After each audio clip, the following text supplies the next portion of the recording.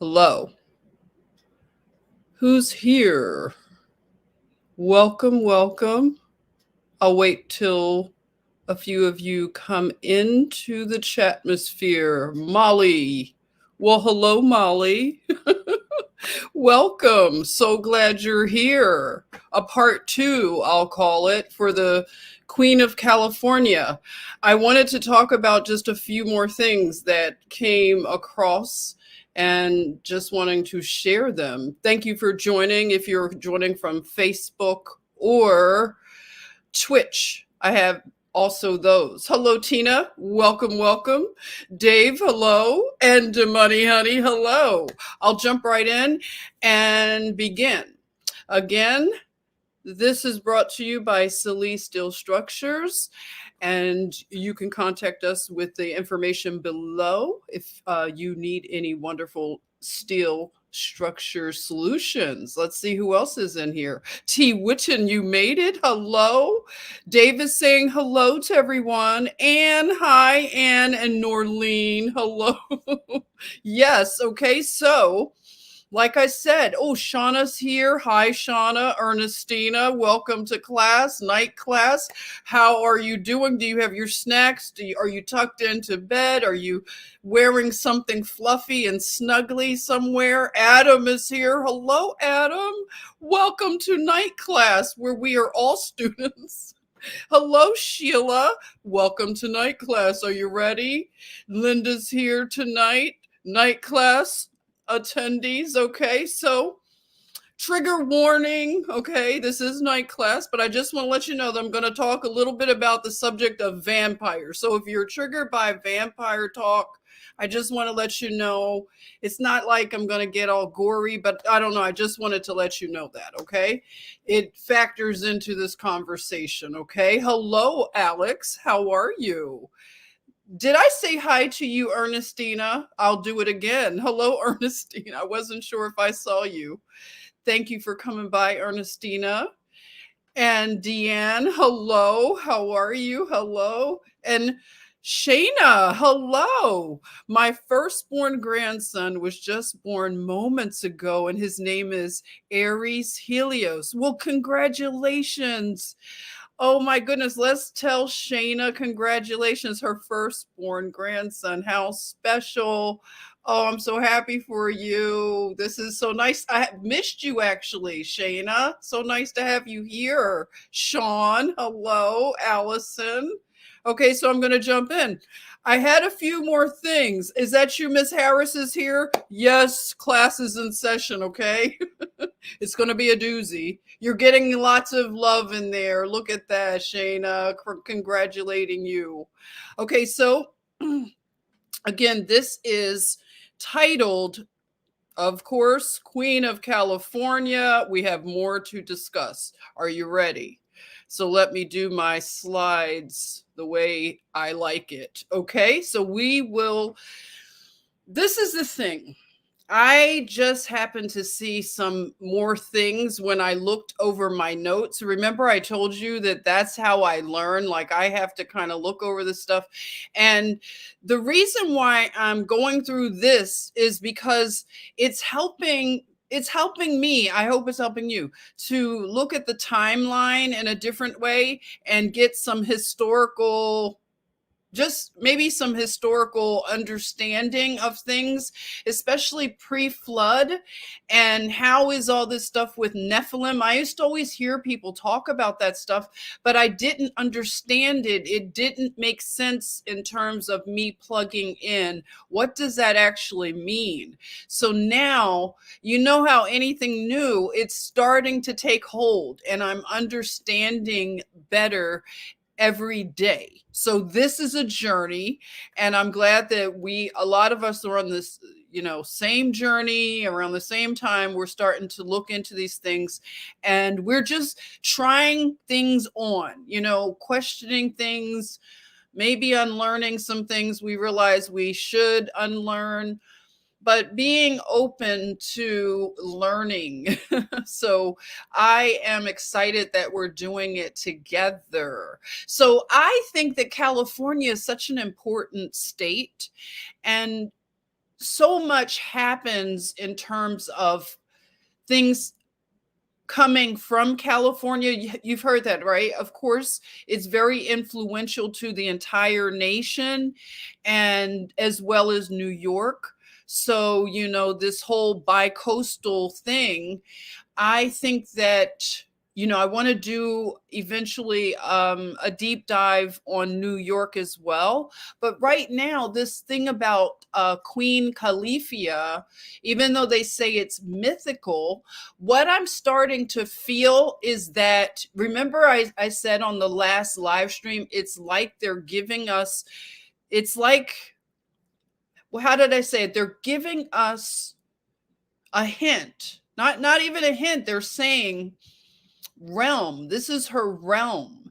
And for people that believe that there are principalities and thrones that are not seen in this realm, 3D realm, there are assigned powers and thrones in the invisible world, the spiritual world, that are over various countries, various cities, and that's something that I know that a lot of us have heard. It's not too, esoteric and out there. So then if you know what type of principality is over your hometown, it'll start to make sense why certain things happen in your town. You'll start to say, wow, I can really start to target my prayer in these areas because now I understand how this manifests in my particular hometown. So California is one of those places in terms of America. When you think about the American dream, well, embedded within the American dream is the California dream.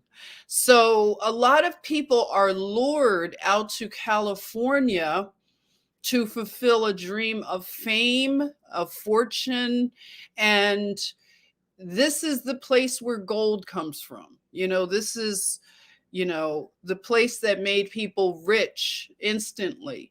So you have that energy and that sentiment that it's concentrated in this place. And hey, Julie, you made it to night class. Thank you. Welcome. If I haven't seen you, I'm going to look through and I will see you. So the California dream, embedded within the American dream, is one of fame. And that's what we are seeing now within this pantheon of religions and things that the line of Cain pretty much created this, pseudo type of religion that it honors and worships the creation and not the creator, just to simplify it. And they have pretty much, taken sacred knowledge that they have gotten from angelic beings. This is what I'm starting to believe. So they've taken this knowledge and they've had their invisible colleges, right? So they're not so invisible. I mean, we see their temples all over, but this is how they're initiated into the mystery schools, the secret societies, and things like that. So it makes sense more and more. Now, in terms of this American Californian dream, I want to just explore a few things about California with you. And a lot of you are probably familiar with that song, Hotel California. So just keep that in mind because there are just so many connections. You've probably heard many people break down that song. I'm not going to do that per se, but I just, maybe we kind of look at the lyrics and see how this is starting to add up. Okay, so let's see. I am looking at a map here, and maps I know are something of a mystery at this point. We realize that the maps are not true. Until we know better, I'm just going to use this right here just to show you what the land masses looked like. And being that our country is so young, that's why this becomes very delicate in terms of even talking about it, because, I'm okay with challenging myself that I know a lot of things are going to surprise me and they're not going to be comfortable, but I want to know, even though it's uncomfortable. I want to know truth. And this right here is showing the territories. And we know that treaties happened and other countries, Spain and France were involved in a lot of our beginnings. So just to look at this area, which would be called the Californias, they were calling some of it you know basically, look at that. What do you think? Yeah, Julie, we have to keep an open mind. Yeah, because it's not going to be easy to even just consider. I think it's good to consider the things. It's not that this stuff is absolutely true, but it's just a challenge to think of something else that could be true and sort it out. Hello, Rita. Waving your way. I'm waving back, Rita. Thank you. So if you take a look and see all of this going all the way into Utah and look at all that, so it says it's all Mexican territory. So this would be 1824. And that's interesting. So Hollywood is what created this dream, this narrative. They were put in place. Now we see why it all makes sense. Chris says, hey, in Texas. Hello. How are you, Chris? Thanks for joining. Hey, Elena, hello. How you doing? Yes, it is huge, Ernestina. Gemini love. Thank you. Yes, I appreciate it. If you do hit the like button, thank you so much. Okay, so the Hollywood sign is iconic, and this is what it gives you connotations of fame. And I'll just use the fame thing because that's why people come to Hollywood. I don't know another reason why people would come there other than something to do with the entertainment world. Acting or producing or something behind the scenes, right? So the history of the Hollywood sign, and that basically Los Angeles per se didn't look like what it looks like now. Of course, the Industrial Revolution, revolution, and San Francisco, and a lot of these places, they were more like rural, and they had lots of, I guess, more vegetation and things like that. So these businessmen, I heard stories that a lot of people that were doing things like movies in other parts of the country, they were getting in trouble for different things. Like it was just crime ridden. And so they figured they would go out to Los Angeles so they could get around a lot of the legal issues they were facing back east. So they came to that area and pretty much set up shop. What they were doing in other places, they brought it to Los Angeles and pretty much just created this whole city. And I want to just think about a few things when it comes to all of California. And as we're saying, this fictional, they say mythical Queen of California, they kind of had a map where they made Baja California, and actually California looked like it was its own separate like island. So that's how some maps will show like Baja and all of California. So it's kind of interesting to see other maps.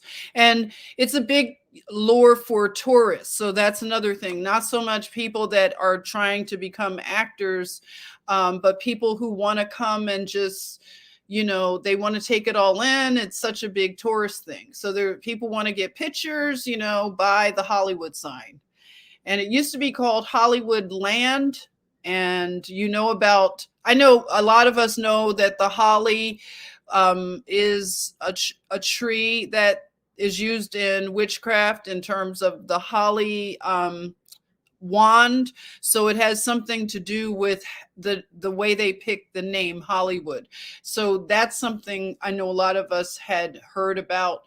And I know somebody that told me that a lot of the native people, the indigenous people that lived in those areas, they had understood that it was something special about the mountains in that area of where Hollywood is.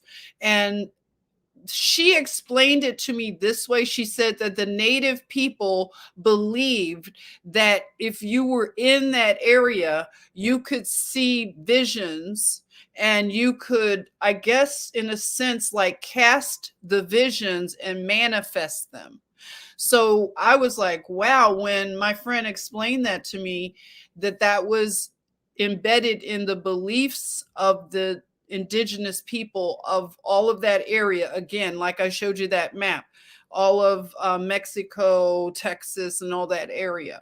So yeah, Miss Harris, Mount Shasta, that's a very good point. Mount Shasta is a very an important place that people who are into spiritualism, they live in Mount Shasta, they go there, and it's a lot going on. I've only been to Mount Shasta once. Chris, what are you saying? Oh, yes, I believe the holly tree history. Yeah. So it's a lot, things are done on purpose. We know it's nothing's random. So when you look at it from this vantage point and look out to this vast metropolis, it can be very beautiful. I used to work at Cedars-Sinai, and sometimes instead of trying to hit the freeway, because I had to travel so far, I would just, I would take some time and let the traffic die down, because I worked night shifts. So I would go up to the hills here, and I would just sit, and just watch the sun, whatever, the sky, and I'd pray, and I would just sit up and just pray, just looking over the city, not this particular view, but another view a little bit lower down. But I used to just pray. And even though I felt that was such a, like, wow, that's such an audacious thing that you think you could pray for this whole city. But I know it's just, I'm one person, but I believe, of course, God hears prayer. And I would just pray for that city. And I saw so many sad things as a nurse working in Los Angeles. So just to let you know, like, working there as a nurse is not for the faint of heart. It is really a challenge. So I could write a book on that. So you could see, everybody wants to do their poses. It's such it has so many things that people love about it. And palm trees. And, I want to talk about palm trees because I know that sounds weird to talk about, but palm trees are a big thing. It's one of those things that people will actually say that they wanted to move to California because of palm trees. Have you ever heard anyone actually say that? Because I have. Something as simple as looking at palm trees, especially as tall as they are and the way that they are planted all around. You don't love them, Adam? Adam cracks me up. You're probably the first person I've ever heard that said that. That you don't love palm trees. Why, Adam? Tell me why. Yes, you've heard that, Gemini. that people love the palm trees that much. So, um, yeah, Julie says you have one. Oh, really? You have one on your property? You love palm trees? Would you move somewhere just because of palm trees, Chris? So people love them that much. But initially, when Los Angeles was getting what founded or whatever, they didn't have these palm trees like this. So this was all done, this was all planned out like that. So let me just tell you quickly that these palm trees actually come from, they were initially, it's not this one that's native to California, but I think they had them shipped in. I'm trying to see where in this article these palm trees, it says Colorado? I don't know. You could fact check it, but it's like something about Colorado, maybe, possibly. Hold that thought. But they were, brought in the 1800s again, everybody. So they were planted along a lot of the streets and, adorning all of the mansions, especially around the grounds. So that would be, of course, they're saying that Franciscan missionaries were the first to plant the palm trees. So they said it has to do with the tree's biblical associations. So it's also, they say that the associations helped reinforce what they described in inventing the dream as Southern California's turn of the century conviction that it was America's Mediterranean.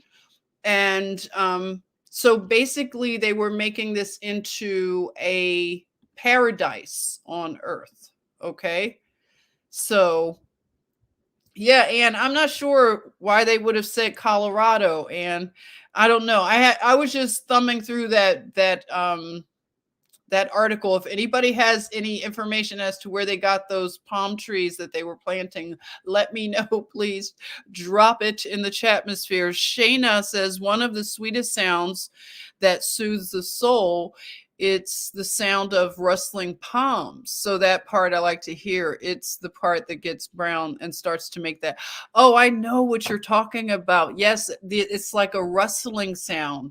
Oh, I love that you even brought that up. Hi, Cece. Good evening. Yeah. So you just checked, and where did they say? Did they say that it was from?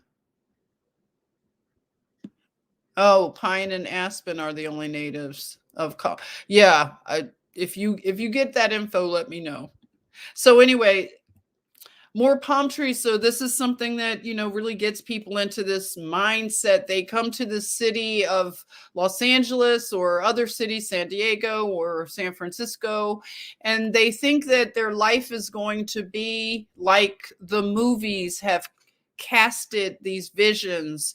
And people go, and it's also a land of broken dreams. Have you ever heard that? So they come with the dreams, but also the dreams are broken because they find out what it takes to become famous, and it just depends on what they're willing to sacrifice and pay for fame.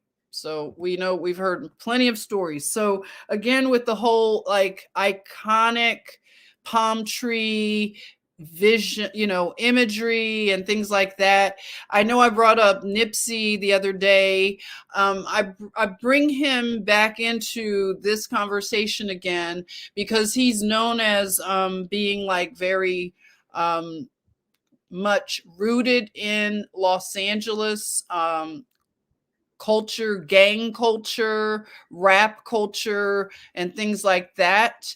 So he, for the people that don't know, he was a rapper who was murdered, assassinated. And so this was a photo shoot that he did with his girlfriend, Lauren.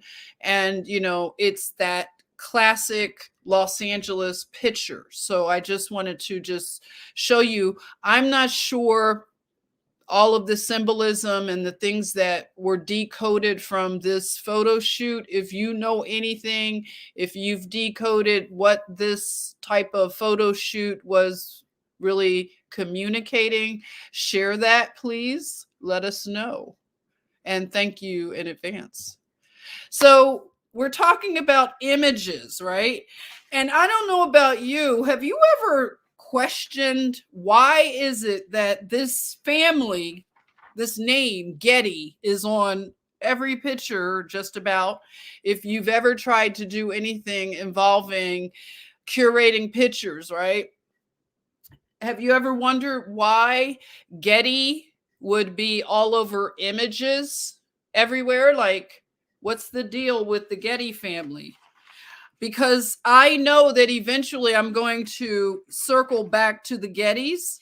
But right now, I'm just going to gloss over the fact that I've often wondered, but I just never had the time to really understand why the Gettys feel like they can own images. Because I think that's like a lot of chutzpah.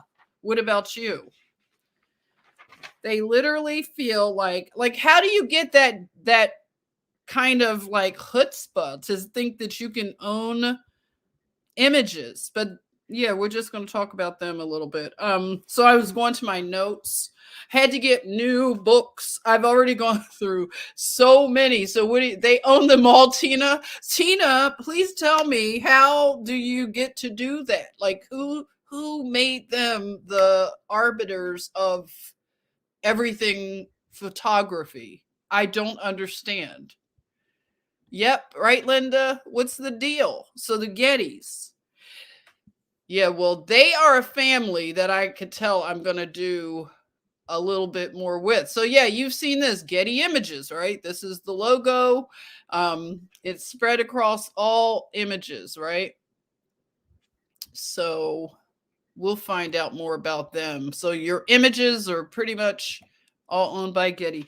And yes, the Getty Museum, which I've gone to the grounds of the Getty Museum, but really didn't go inside. I had some coworkers when I worked at Cedars, and they would just go on the weekends and, days off and meet up on the grounds of the Getty just to have just a picnic or something, sit out on the grass. So I've done that.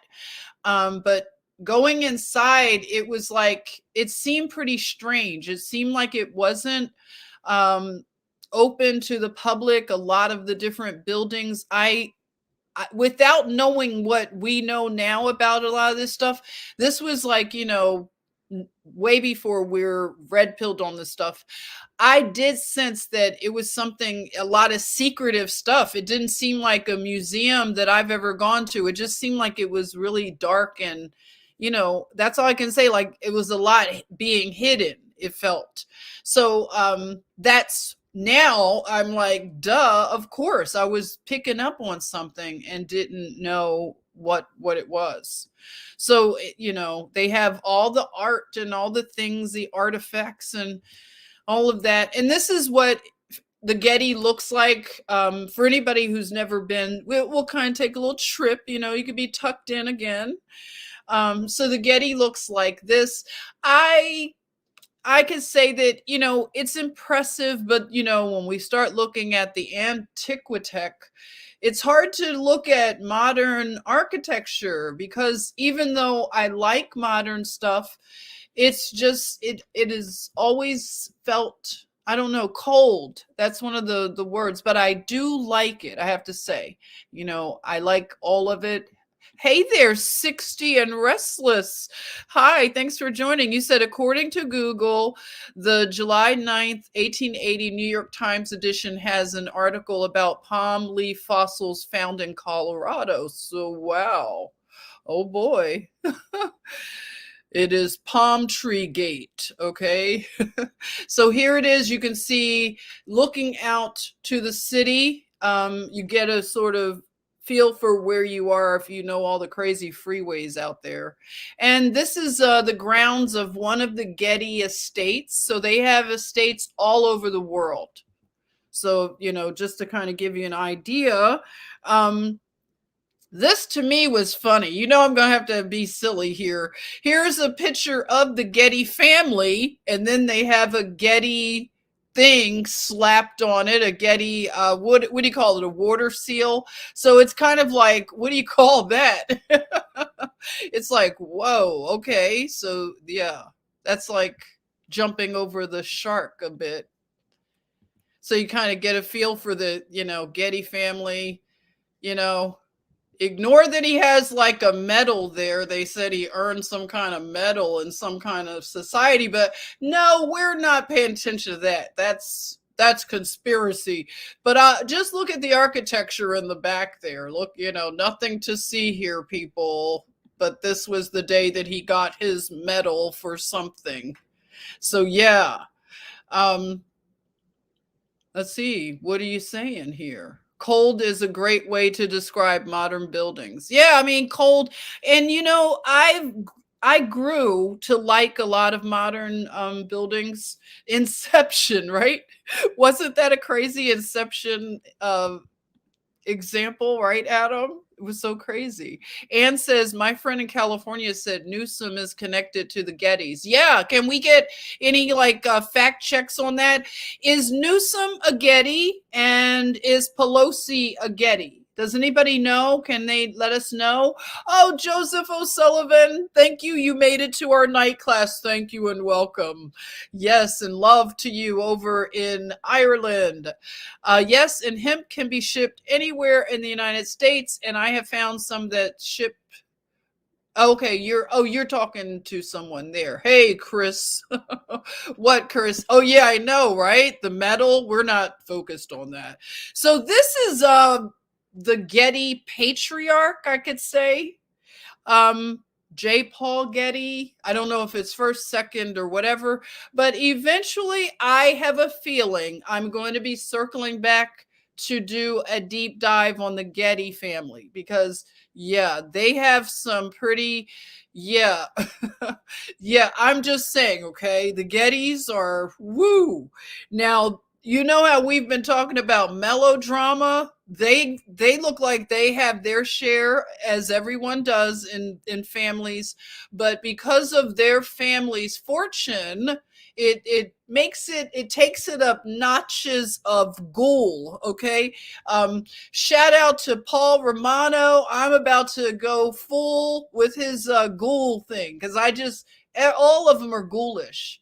Did they have an example of a kidnapping? MJ, someone kidnapped their son. See, I don't know a lot about the Gettys. Yeah, he looks like a proper lizard, right?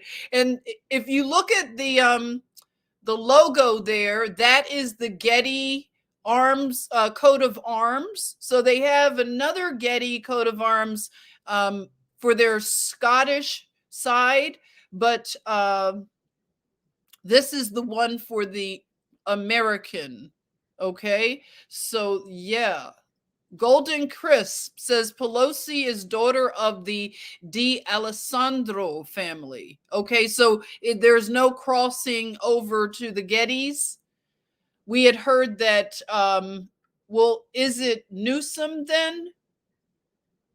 PH Joy says the grandson, I think there was a movie about it. Oh, okay. Yeah, I have to look into the Gettys at another time, but we'll just look at how they live. This is the Getty crib. So, wow, this is oil money.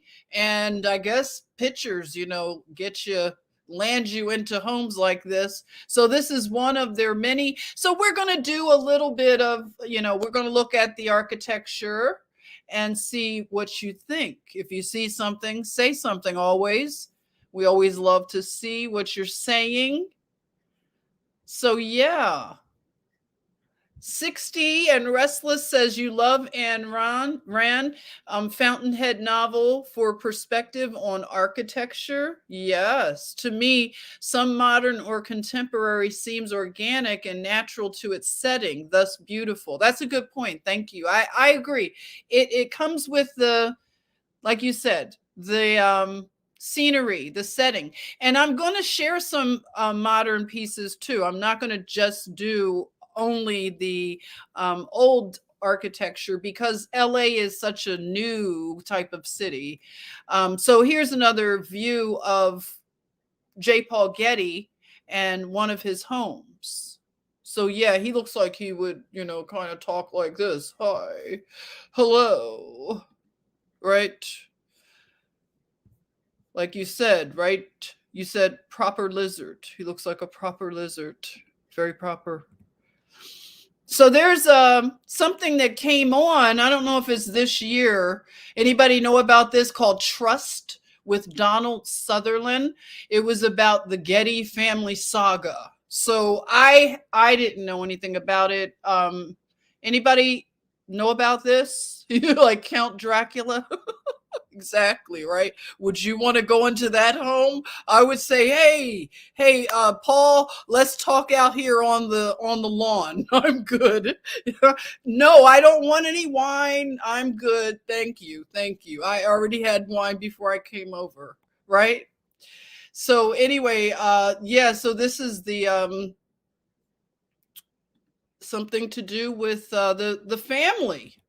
And boom, look at that. This is part of the family, the newer Gettys. So, baby, I can tell they've got some drama. Right, Adam? Some drama for your mama. Yes, so this is the new Getty family. I guess they're going to have like a reality show or something, huh? I could see that happening. So, yeah, right? Yeah. Watch your drinks now. I'm sorry I didn't give you warning, okay? Sorry. I was supposed to. If you lost a drink or anything during this part of the class, I'm sorry, okay? So this is a Getty that this is her San Francisco home.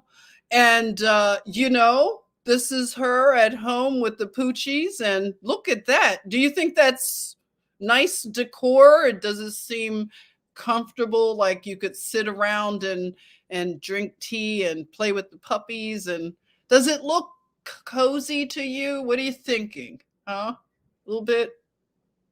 Huh? Yeah, she seems like she would be a friend to Nancy Pelosi. This looks like somebody that Nancy probably hung out with. I could see that for sure. So here's another picture of the Gettys. This is a kind of older, kind of 70s, I guess, one of the Getty women. And, they just look like they're very rich, right? Just looks like they're very rich. Getty ain't in the ghetto, that's for sure. Not in the ghetto at all, right? Hey, Ari, how are you? Dracula cozy. That's funny. Yeah. On the Dracula level of cozy, right? Not regular humans, right? So, yeah, that is kind of a peak. And here's another of the Getty properties somewhere in the world. So they have lots and lots of properties, but we're just looking at the architecture, taking it in. P.H. Joy said, fame is lame. For sure it is. Yeah, Chris, she did have that Gloria Vanderbilt kind of vibe to her, right? I could see them all sitting around tables, not eating food, but just sitting in restaurants, not eating, right? I just have never understood people that love restaurants so much, but not so much the food, right? Not so much. So, yeah, so here's a nice older picture of the Antiquitech. So we're looking at California. We're just going to hang out here in California, or if you want to call it Mexico. I'm not arguing with anybody. No debates about it. We have some talking, some coming to the table, right? Something opulent. Yes, very opulent. And for the people that are just learning about these mud flood type of conversations, they will try to spin a narrative that these architectural structures were built in the 1800s. It only took a couple of weeks. I mean, a couple of months, and they're put up with stucco and all kinds of temporary materials, and they were only built for these strange, mysterious World's Fairs. So a lot of these things were supposed to be taken down after the World's Fairs, and we're told all these. It's very strange. So basically, we're all just coming to some kind of understanding in terms of this timeline. So, yeah, let us see what other things we can get into. So, this is a lot of what you will see when you are in California looking at some of the older architecture. And what do you think of when you see this? Any architectural aficionados out there? You, Chris, what do you see when you look at this kind of structure? What comes to mind? Anybody? Julie says Balboa Park here in San Diego has a lot of interesting architecture. Sure does. I love Balboa Park. Wow, so you're down in that area. It looks like the Alamo, Abby said. Yeah, it looks like Baja. Spanish feel. Yes, exactly. Hey, Deborah, hello, Mission, right? Ernestina says Spanish colonial. You say Mexico. Yeah, it gives you that feeling, right? And more of the new. And does anybody know what this is all about? This architectural structure? Does it look familiar? Anybody? You know what city it's in Cali? MJ said that was Carmel Mission that we were just looking at. Thank you. An obelisk, Molly says. Yes, it's San Fran. This is Nancy's backyard. Fancy Nancy's area. That's right. So this is what is this building? I used to know. It's an insurance company, isn't it?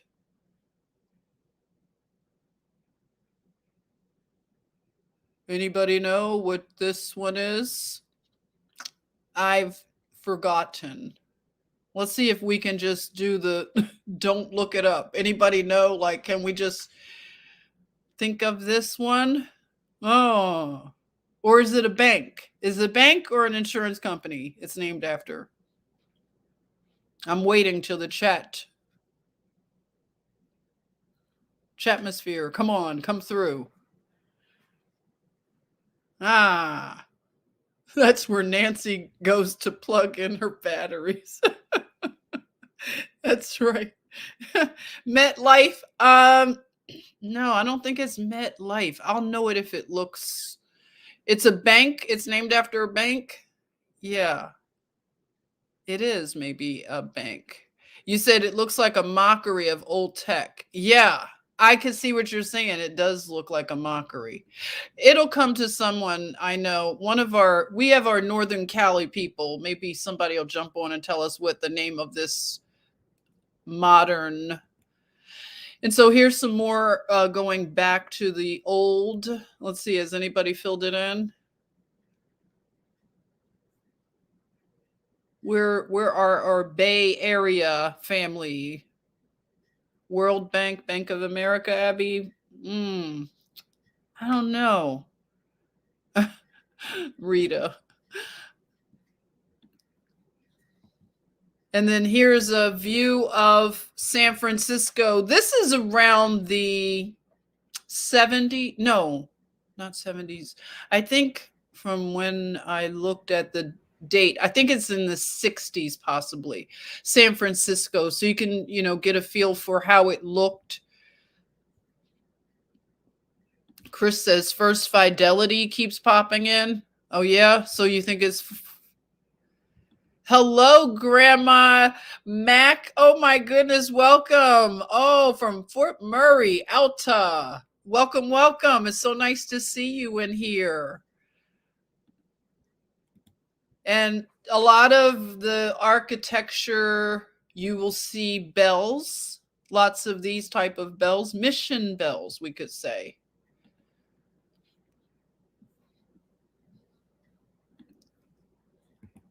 And more of the beautiful mission, I guess we'll call it mission Spanish. Maybe some people might call it Moorish. I don't know. Could we say Moorish? But you see the domes, the spires, I guess you could say, and cupolas. Do you see any cupolas in there? Transamerica, that's it. Thank you, Gemini. That was the name of the new architecture. That's the Transamerica building. Thank you, thank you, thank you. Wow, right, Joseph?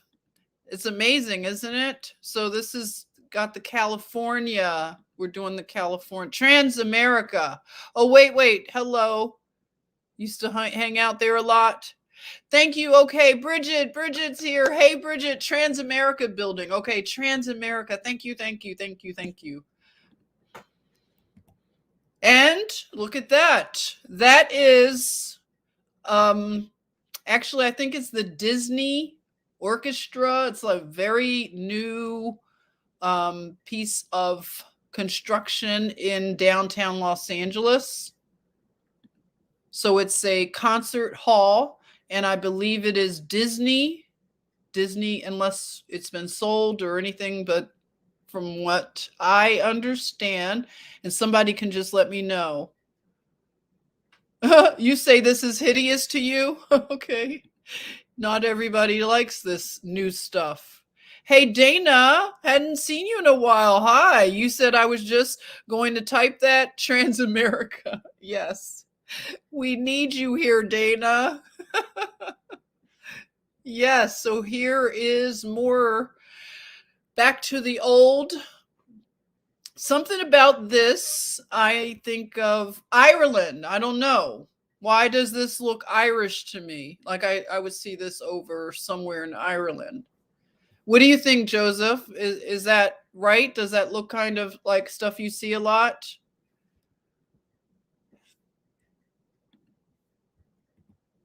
And here's just, some more of the architecture.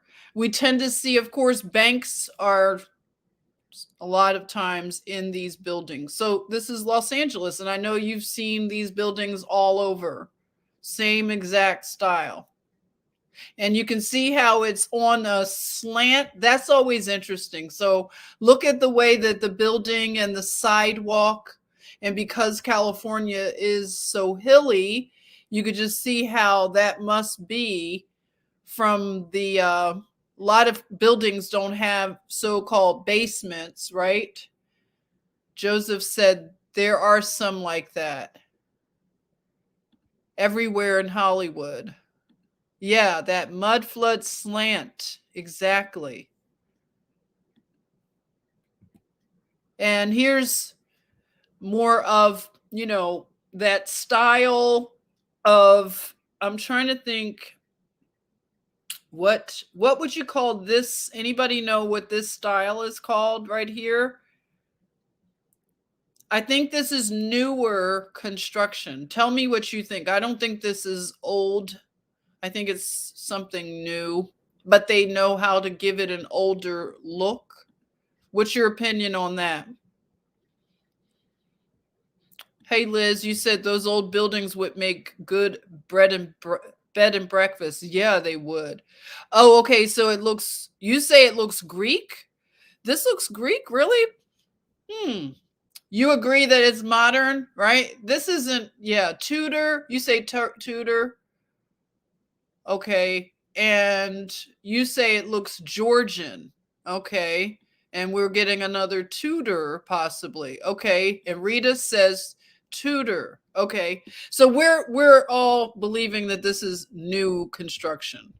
And so this is some of the other architecture you would see more of a residential. I'm trying to mix in a little bit of residential too, since LA and all of that it just seems so new to me. So you can see the ceiling of this more Art Deco. um, dome. And then you can see the what they call Victorian type of gingerbread homes and things like that. So you say Tudor, Allison. Okay. It's gorgeous. I like the lighting fixture in the one on the right. It's that Art Deco lighting. And then here's something that Julie, this looks like it's down in Balboa. This looks like exactly what Julie was talking about, the architecture in San Diego, Balboa. Abby said the left would go with that absinthe. I haven't had any absinthe in so long. Yes, right? So this is pretty elaborate. Do you like that? You like that? Yeah.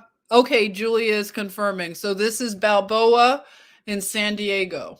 Gorgeous. And this would be more of that Art Deco. 1 minute. I'm going to get just a drink. I don't know exactly where this is, but it looks to me like Santa Monica. Does anybody know?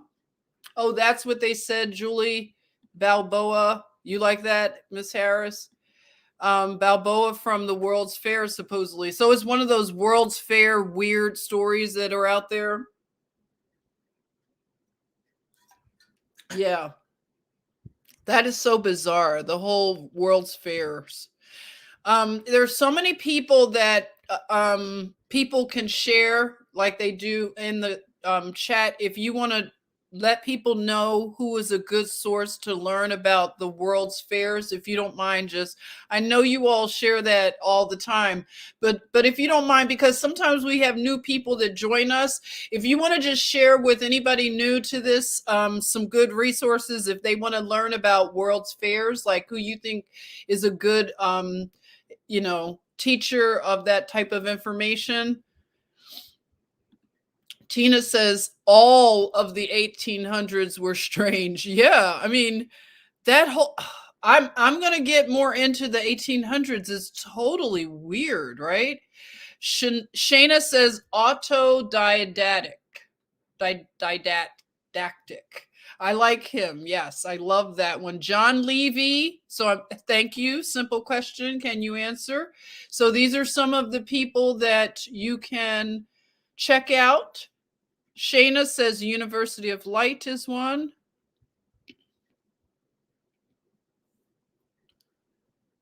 Anybody else?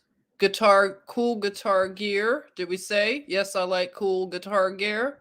So these are people that you can, and this is what Joseph helped me by sharing John Levy and Michelle Gibson. Oh my goodness. Michelle Gibson was who I went to first because Joseph explained to me, like, if you want to definitely spend some time with this, you could do this. He gave me some options. It was really nice. I really appreciated that.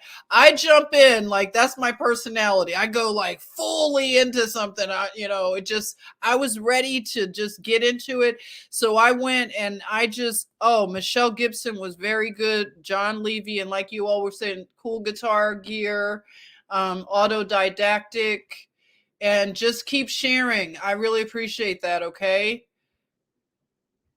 John Levy did a great World's Fair video. So if you want to learn about the World's Fairs, John Levy is a great resource. Okay. So that is what you can do. And, when you think about the airport, the LAX, that structure that had become iconic, it's weird because it's so new. Every time I've been in LA, it just seems like it's not operational. They're doing so many things to just do reconstruction. I think they're trying to bring back the feeling of the days when TWA was a big deal, and they're trying to go back in a way. I don't know, go back to a better time or something. So I'm not sure what's going on. If you're in LA, you could kind of fill us in. Let us know what's going on at LAX. So here is the inside of a dome. So this looks like one of their structures, probably government. As we know, they tend to be government buildings, right? So here's the inside. It's pretty stunning.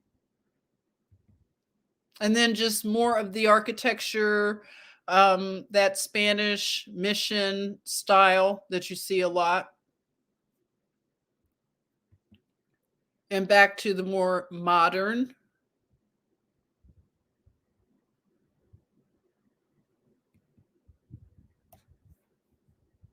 Kind of a back and forth there, huh?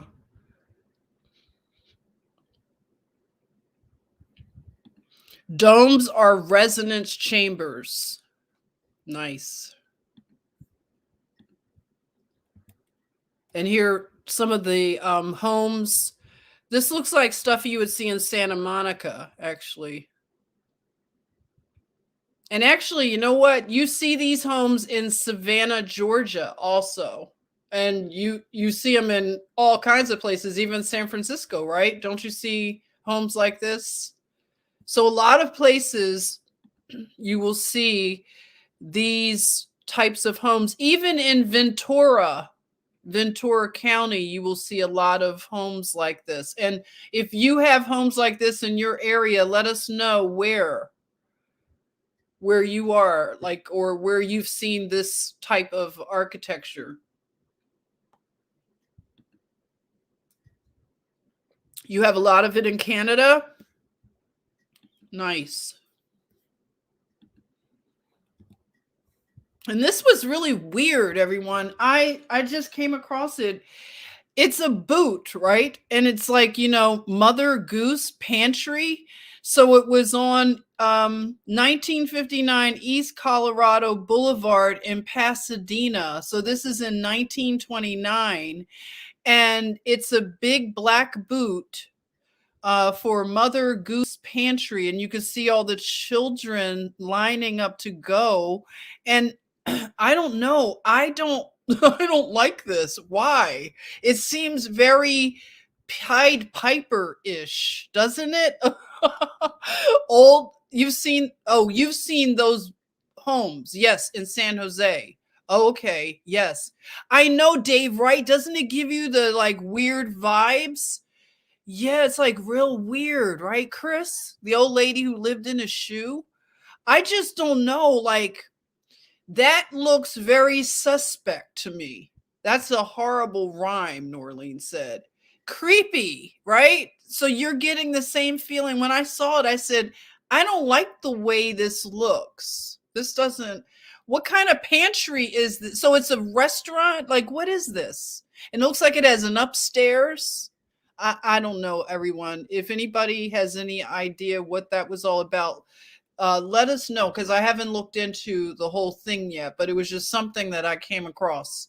And so you probably know about this structure. This is Griffith Park. So this is where you would go to. They have their own like planetarium. You may have a planetarium in your hometown. I grew up with one in my hometown in Philly. There's one next to the it's inside the Franklin Institute, called the Fells Planetarium. I grew up always in the planetarium. You thought that was creepy too, Renee? Yes. Yes, thanks for joining, Renee. Yeah, that was a really weird yes, Kate. Hansel and Gretel. Now that is one of the scariest things to tell a child. Hansel and Gretel. So I want to make note of this structure, Griffith Park Observatory, because, and they have the observatory in one of those domes. I used to go there a lot with my daughter. I love museums and things like that. So those are like fun things for me to do. So I was there a lot. And then they had it closed for restoration and stuff. So it was closed for a while. And bam. Okay, so Now it's going to get a little bit cuckoo. All right, so this is the vampire talk. Remember, I said trigger warning that I'm going to be talking about vampires. Edgar, hello. Oh, glad you're here for our night class. Okay, so if you're triggered by vampires, just want to let you know right now that I'm just making some connections. Okay, so with this whole thing about Calafia, Queen of California, for anybody who needs a thing, a update, Queen of California was introduced in a book as this mythical Queen of California. She is described as a regal Black woman, courageous, strong of limb, and large of person. And the reason I'm bringing this up is because as we are about to study, I am at least very early in reading the book of Enoch and trying to get an understanding for the antediluvian world and then the post-diluvian, which is the post-flood world. And what is this about giants and Nephilim and all of this stuff? So the Queen of California, Calafia, she is based on the Amazon women that are over in the kingdom of Benin. And that's what we talked about prior to this live stream. So we already showed, I showed the pictures of those Amazons and how they had the special forces. They were trained as an elite special force, of women that guarded the king, and then they were deployed. So what I'm starting to wonder about now, just go with me as I'm working out these theories, because these are all theories. I don't know this to be true, but it's starting to make some sense. Okay, so if this is a mythical woman, and we could say mythical, it could be spiritual, okay? And if they had Amazons over in the kingdom of Benin, which is near Nigeria, so what I'm thinking is that they were possibly for hire to go and do things for the crown.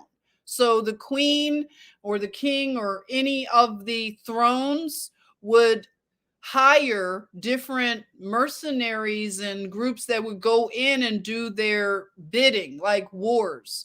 So of course, if they are trained in war, then they could be deployed. So the story that we went over was that Queen Calafia, she was deployed, or she wanted to go and help the Muslims fighting overseas in Constantinople and defend that area for Islam and to fight against the Christians.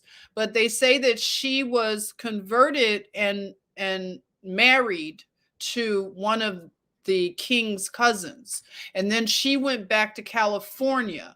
So in the Adventures of Esplandian, this is where it's talked about, this mythical realm of California. So I am thinking that we're talking about realms in the spiritual kingdoms and all of the thrones, principalities, and powers that we hear about.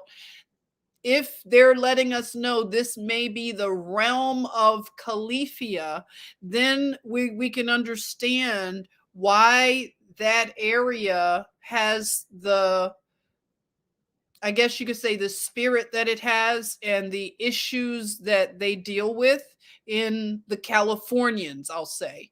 And that includes Mexico. When I say the Californians, according to this older way that they looked at the landmass, that includes Mexico and most of Central America and what I showed you from that map, and Texas and stuff like that. So just wanted to mention that. So this author Now, this is what I want to bring also forward. And I probably said it in the previous live stream, but I just want to restate it. Okay, so the story of this adventure. So the name adventure is there. So make a note of that. After many battles and adventures, the story of Calafia is introduced as a curiosity, an interlude in the narrative. So basically, she is of a long line of queens who ruled this area. She's said to be desirous of achieving great things. So that makes her sound super ambitious. And she wanted also to see the world and plunder a portion of it with superior fighting abilities, using her army of women warriors. So she commanded a fleet of ships, which she demanded tribute from surrounding lands. She kept an aerial defense force of griffins, fabulous animals which were native to California and trained to kill any man they found. Okay, so she had weapons that were made of gold. Okay, and again, she had ships. So that is something I wanted to make note again of. So it says that they wanted to make California a terrestrial paradise. Excuse me. And what else? It was another thing I wanted to notate about. Oh, yeah, here it is. So it's like an allegory of California. But there is a ride that is in California Adventure, which is next to the theme park in a Disney park. It's Disneyland rather. So they have something called Golden Dreams. It's a 23-minute film and multimedia experience showing the history of California through several recreated scenes, narrated by Whoopi Goldberg as Calafia, the Queen of California. It says a bust of Goldberg, attired in queenly raiment, was the target of a projected image showing Goldberg narrating the story. The sculpture appeared to come to life. So the attraction opened February 8th, 2001. It closed 2008. So it's only open to school groups, and it may have been demolished already. So I just wanted to say that California is known, again, I mentioned that this is about adventure, okay? So when you look at California, that's how they position it, as a big adventurous place to have fun, and it just seems like fun times all the time, right? Joseph is asking, Whoopi as Calafia. I know, who knew? I mean, I feel like I've been under a stone all this time. I just don't know. I just didn't know all this stuff was going on. It's so crazy. So now this leads me to think about this particular manifestation called Akasha, Queen of the Damned. So that's what you're looking at right now. For somebody I know mentioned, this is Aaliyah. So Aaliyah is, she was a former R&B singer. And for people that don't know about Aaliyah, she is connected to a few people in the entertainment business, which I'll show you in a bit. But the reason why I want to bring up, one moment, I have to grab something, but I'm still here, okay? I'll still be talking. Just stop my camera. Okay, so Aaliyah, again, wasn't R&B singer who died in a plane crash, and she played, her last role was as Queen of the Damned. And so this took place in Los Angeles. And remember, I said to make note of Griffith Park and the observatory. So when it was a scene in the movie where there was a concert, and the vampires were like going to have a concert or something, and they were on the property of that architecture having concerts. So yeah, it is Anne Rice. Yes, T. Whitten. Anne Rice wrote the book Queen of the Damned. So it's based on Queen of the Damned. So what I'm starting to see, people, and especially if you live in California, I know that you all pray. I know some amazing things are happening. You all are standing strong. But for us who want to also join our California brothers and sisters in prayer, knowing that they have some big challenges because of the things that are in that area that are very powerful in terms of spirituality, and enemies that fight against humanity. So the Queen of the Damned, that's a very powerful thing to say. And then to have that in Los Angeles. And, some people say that Los Angeles is lost angels, or fallen angels, of what they've named this area.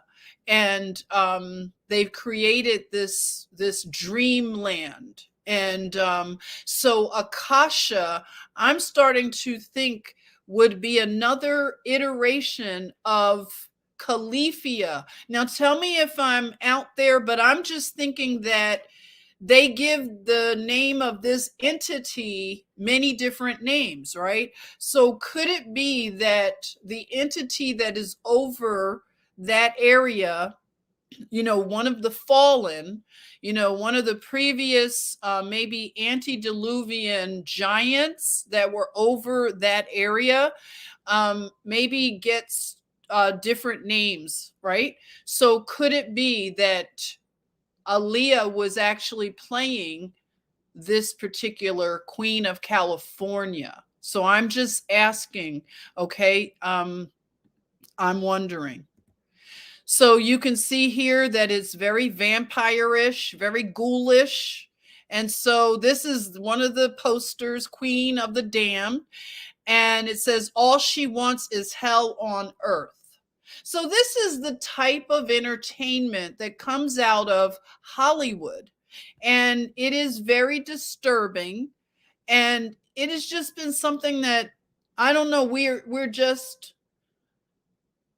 I don't know. I can't say we let it happen. What were we to do? I don't know. I'm just saying, like, all of this has just been so entrenched in our culture that it's unbelievable when you kind of think about it, and you're like, can you see that, Gemini, what I'm saying? That this could be the actual, like, entity that really is Queen Calafia. And so you have Calafia also reminds me of Kali. So you have the goddess in the Indian pantheon, Kali. So I'm seeing that, you have Kali, you have California, you say Cali. So I'm just seeing something there. They've normalized gore. They sure have. Oh boy, see another Russian bot. Let me get them out of here. Hope that works. Okay, they're gone. Yes, they have, Joseph. So thank you, Dave. I got that one.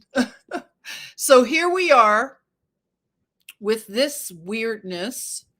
And, here's a drawing of Queen Akasha. And for those that understand the thing that they talk about, the Akasha or Akashic records is supposed to be like the ether that people like, I guess you could say Nikola Tesla tapped into. They say that that realm, that force, what they say is like whatever they say, the ether. Some people say that that is, of course, the spiritual realm. So they're having communication with the spirits, and then the spirits are giving them advanced information when they're able to tap in that way.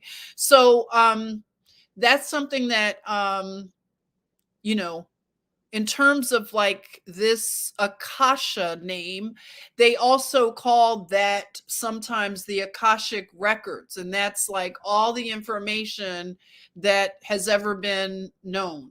And that's what these secret societies are all about, knowledge and gnosis. Like they're into gnosis and knowledge. They put knowledge above anything. They worship knowledge. So that's part of that, belief system. It is a religion to them. They believe the stuff. So you have the bats, and I was thinking the similarities to the Queen of the Damned, Akasha, and then what they are describing as Queen of California, Calafia, had flying griffins. And I think of, okay, so then Akasha has what? Flying bats. And then you have something, a reference for the witch, the Wicked Witch, in The Wizard of Oz, has flying monkeys. So I'm wondering if those were also connections to the flying griffins. So I just wanted to let you know that that was just something that I was wondering. And in the movie, they are, of course, looking for specimens of young people that they can get the blood.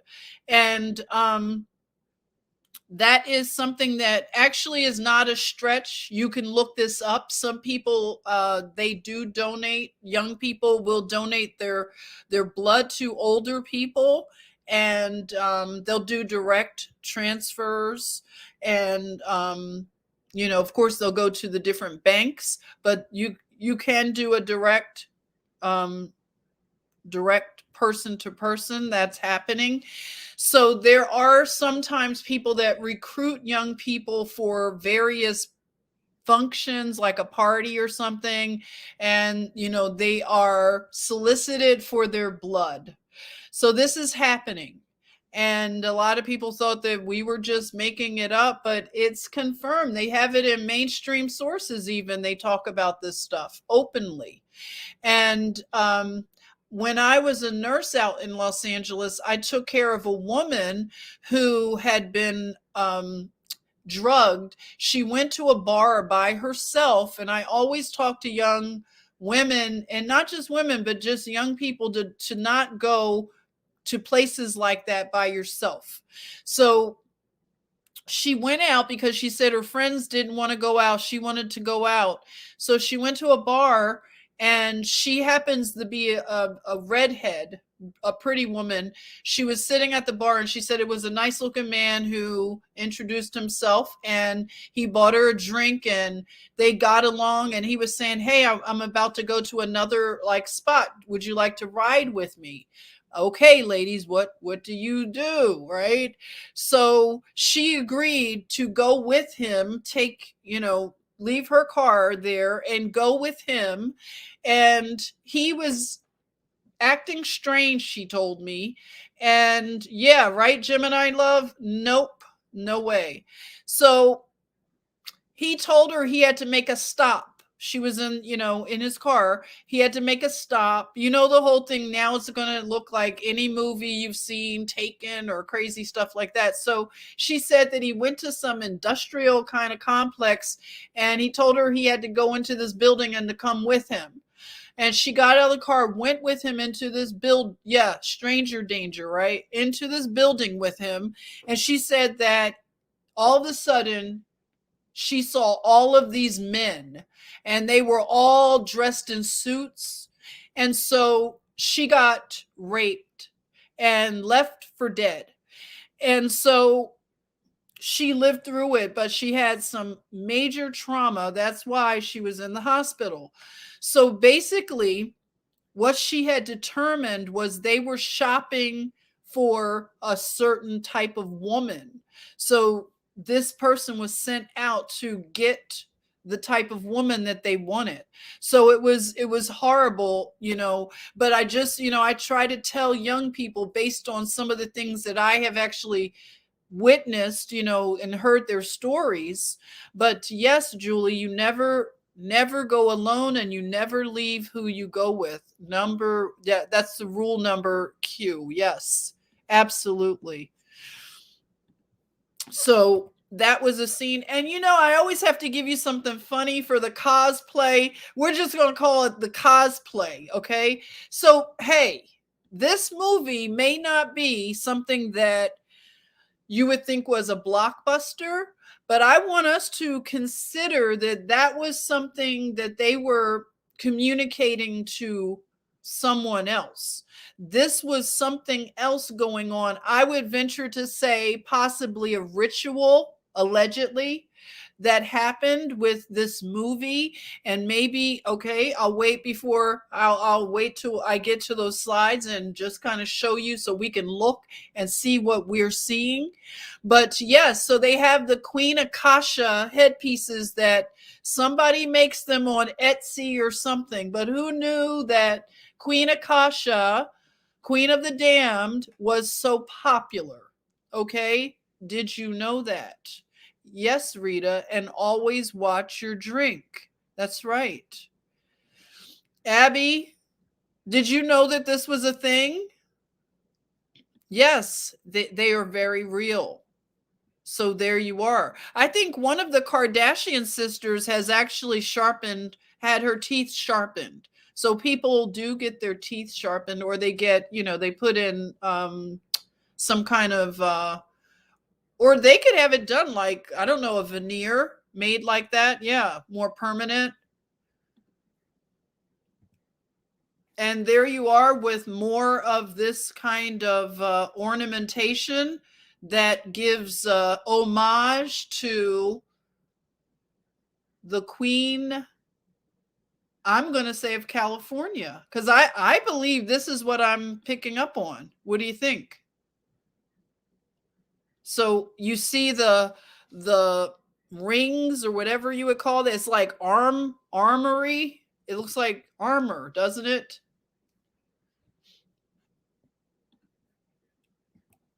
And more cosplaying. I mean, she's got the blood. Look at her. You can't tell her anything. She wants to win Halloween. Look at this.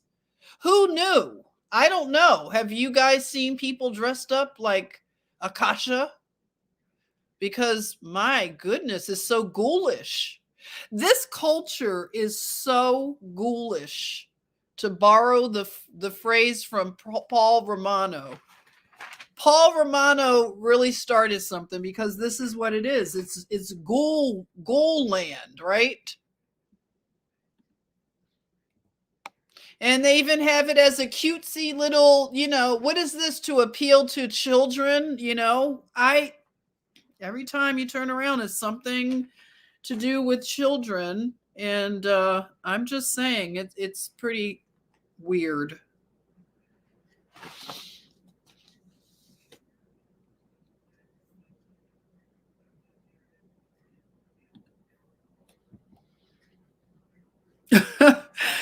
Just something. Taking Instaghoul pics in the bathroom is ghoulish, in my opinion, right? Look at her. She's Queen of the Damned, Akasha, and she's got her picture in the bathroom. Can someone tell them not to do that? Don't take your Instaghoul pictures in the bathroom, please. Have some decorum. But you can't tell her anything. Look at her with her mean mugging. The Queen is here, everybody. And she said they're out of paper in that stall. Can somebody get some more paper, please? Hello, I'm the Queen of the bathroom. So here we are, more Akashas out there. Look at that. I just didn't know it was such a thing. You can't tell them anything. They are fabulous, right? Right, Kate? They were out of toilet paper. The Queen had to come out and let you know. Off with your heads. Wow. So we're going to look at this little bit of this. Aaliyah is the name of the former actress. Um, and that's what I am sensing is Queen of the Bathroom. That's where she holds court.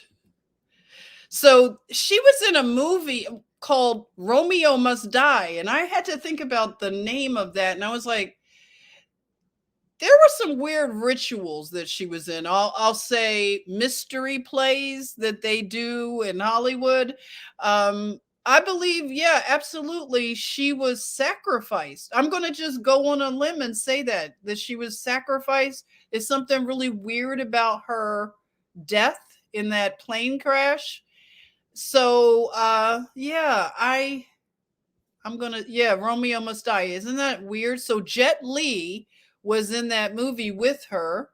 And, so it deals with more of the secret sciences of warfare and things like that. I don't remember the movie. I don't know if I actually um, saw the actual movie.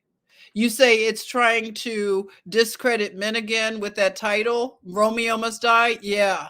And that's always their thing. And I'm seeing that also, Rita, that this is the real feminism. This is that. And I've heard some of you mention Lilith.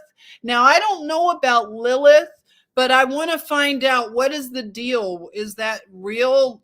Was there really someone named Lilith? And because I'm just looking at just how, these women that have these sort of proclivities, and even though people can look like you and you think that you may be tribal with them and family, it may not be the case, because these other lines like the Cain and those lines, they may look like people that look like you.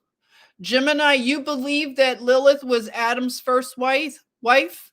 Now, that's what I've heard, but I've never done a study on Lilith. And I want to, if anybody has any good resources to, you know, do a research kind of little dive on Lilith, let us know where we could look for that.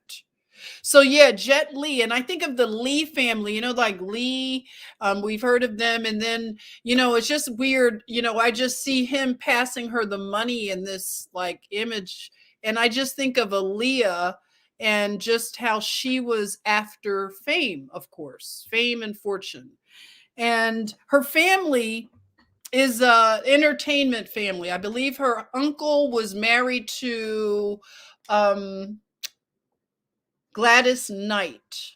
I believe her uncle Hankerson was, married to Gladys Knight at one point, and he was in the music industry. So all of this setting her up to be in the presence of R. Kelly, which he was a man and she was a child. She was a child. 15 or 14. Let me know. Let me see what it says. Well, they lied on this wedding marriage license, but her family kind of just, I don't know. Everybody has to wonder, where is the family and everything. But this is all for fame, everybody. And here's the Romeo Must Die advertisement. And you can see her one eye symbolism. So I believe they had her in these rather odd movies because it was something that was going on, some mystery communication in their plays. Hey, Belinda, it's been a while. Hello, and thanks for joining, Belinda. Is that you, Mark? Oh, yes, Celestial Structures. Thank you for coming by, friend. Sharon, hey, she was also in Queen of the Damned. Yes, good evening, Sharon. Thanks for coming in. Lack of supervision, definitely, absolutely. So this is the record, the album from the movie Romeo Must Die. And this is why I'm bringing this up, especially if you live in Los Angeles. 1 minute. I'm still here talking. If you live in Los Angeles and you're witnessing some of the changes, I mean, we're hearing about it, but I know it's always, different when you are on the ground. So if you're in Los Angeles, you can kind of let us know what's going on, how you're doing, and we want to definitely keep them in prayer out there. But this is the stuff that I'm seeing is the realm of Calafia. I'm seeing warfare and violence and gang warfare. And if you think about that area, and some areas they have their particular issues, LA and all of that area, the border towns with Mexico, all of the violence. And when we, looked at the temples and the fact that these temples had altars, human sacrificing, and it's so much blood in the ground. It's just the land is soaked in blood when you look at the history. And when you think about the warfare that goes on in the streets every day, especially in these cities, these are the cities of Cain. I hate to say it. I truly am starting to see it. They are the cities that Cain's lineage built. So here is the album imagery is a person dead on the street, and this is a vision that many people that live in cities like Los Angeles, this is like commonplace to them, violence on the streets. So this is her record, her album. So, this is what I'm seeing. And even this was weird. This is some group, I don't know them, but they call themselves Romeo Must Die. And look at that. It's another group that's called My City Burning. So it's definitely some things that are communicated, and seems like they're all on the same page. And how we were talking about the other day that sometimes men joke around. They may say they like the crazy woman, they like the dangerous woman. And we were laughing. Is Juan in the chatmosphere? Are you here tonight, Juan? You agree? Do you agree, Sharon, with that? Yeah. So you have Angelina Jolie. So Angelina is one of the, I would say, the trope that you would say the dangerous, like she's the dark beauty. She's, she's dangerous. That's what she's crazy. These are some of the names that men will use when they are attracted to this type of woman. Yes, she rides motorcycles, and she's that type of, like, hangs with the guys. And Angelina has that, she'll steal your husband kind of thing, and she'll drink your blood, and wear it around her neck. I think didn't she do that with Billy Bob? I think they wore each other's blood around their necks or something. Yeah, it's a rebellion. Yeah, rebellious thing. Definitely. So yeah, she has a lot of very extreme things about her. I believe she even had a mastectomy ahead of even being diagnosed with any disease. She just felt like it runs in her family, so she was going to have a mastectomy. And this is something that women were starting to do, and they influence these kind of things. So they wore each other's blood. Yeah. So I mean, when people hear people talking about this stuff, they forget that it's nothing new. Nothing's new under the sun. So they were wearing each other's blood. She was kissing her brother. I mean, lots of weirdness with this woman, but they tend to typecast her in those type of roles where she's the dangerous woman that's handling all the weaponry, and she's a spy. She's, yeah, she had a double mastectomy. I didn't know it was double. Good gracious. Yeah. Very disturbing. Yeah, delicate but deadly. Yeah. And then she played the witch in the new iteration Maleficent, and she's the witch that people feel sorry for because she's been done wrong, so she has this angle of sympathy. But yeah, so this is that thing that some men are really drawn to, this type of beauty, the dark beauty.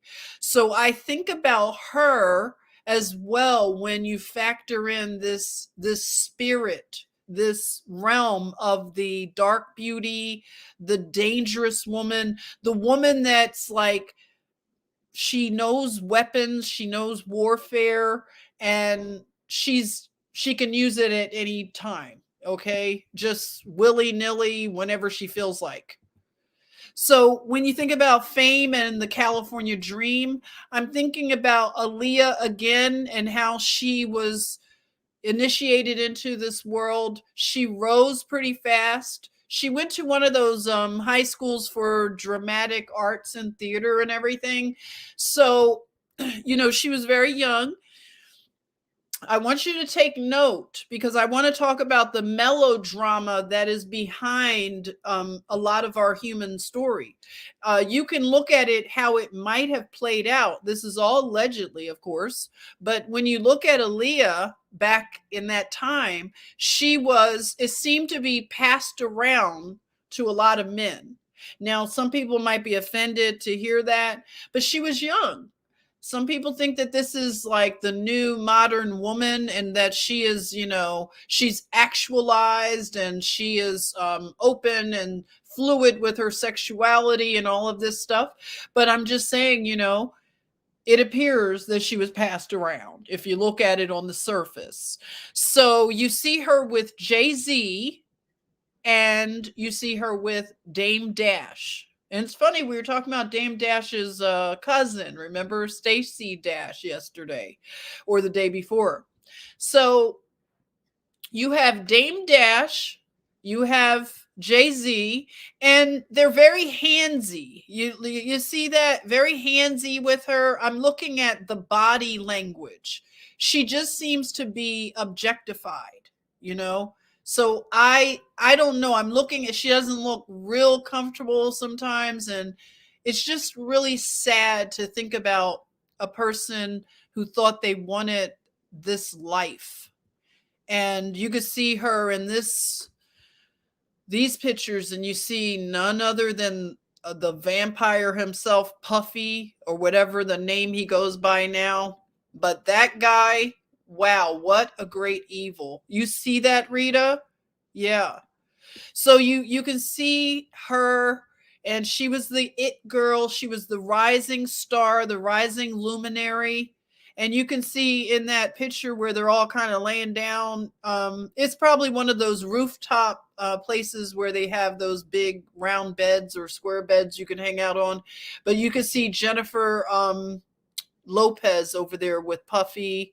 So she was right in there. And I think that other guy is that producer that died last year. I forget his name right. Yeah, it does look a little orgy-ish. Yeah, a tad bit orgy-ish. Well, so yeah, here she is with the Destiny's Child or children. We are not amused, Aaliyah, that you were with Jay-Z, and that you were the rising star. We are not amused. I mean, these women try to come off as if right. Yes, exactly. These women come off like they're happy for each other, but I want us to realize that Hollywood and the music industry is highly competitive. So these women are not supporting each other truly. They're competing against each other. So the competition to be at the number one spot is very fierce, okay? And I am seeing something that could have maybe happened along the way, because Aaliyah was definitely headed to the top slot of the muses, the women that sing, right? So here, wow, we got two queens. We was queens. We got two. We can't have two, right? Because in that world, they like to pit people against each other. And yeah, oh gosh, I can see some of the comments. Yeah, fake happiness. Exactly, right? So when they win the awards, you're like, oh, I'm so happy for you, right? Yeah, none of it's real. We know it's hard enough when you're not a celebrity to be, you know, in this system where everything is competitive, right? You said we're jealous. So yeah, so there they are. It's only one slot for the queen of R&B. So who's going to win? Because according to people, these people compete like fiercely for these slots, and they do a bit of sabotage and possibly more. So I found this interesting. You know, they were on a red carpet, and they were, I don't know, what was this like? Who's going to out mic the other? But you can look at the body language and you can kind of see that something didn't seem to. Leah looks very uncomfortable. I don't know. And I don't know. I could just see like Beyonce looks like the mean girl, typical mean girl.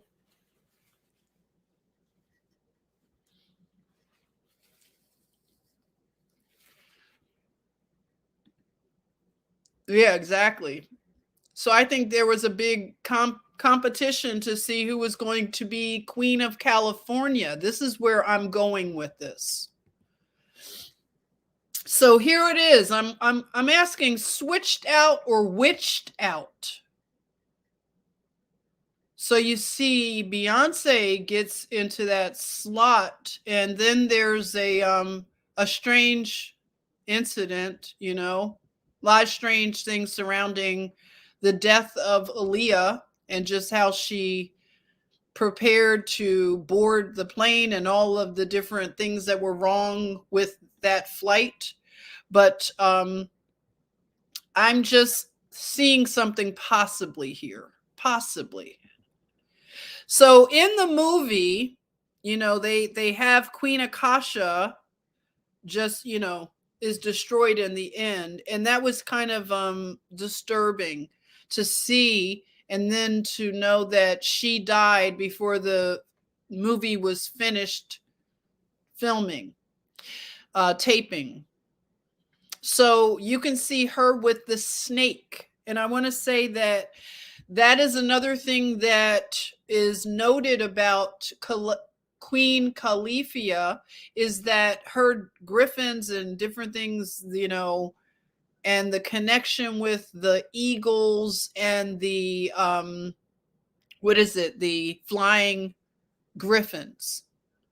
So I'm just saying that there is something going on with the serpent, the snake brotherhood and sisterhood, we could say. So here she is with, you know, there's Aaliyah, Queen Akasha, with Jay-Z, who is a Aleister Crowley follower.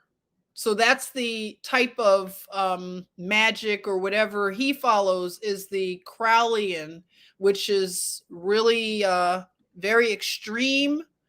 The do as thou will, that is the way that they live. So he seems to be very initiated deeply into that. So now you see the switching out of the queens.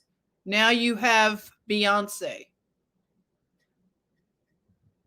And her husband, you know, has done things with Marina Abramovic. So when they had that big party, that they pretty much let everybody know what they were doing. They had pictures, and so Jay-Z and Beyonce were in attendance.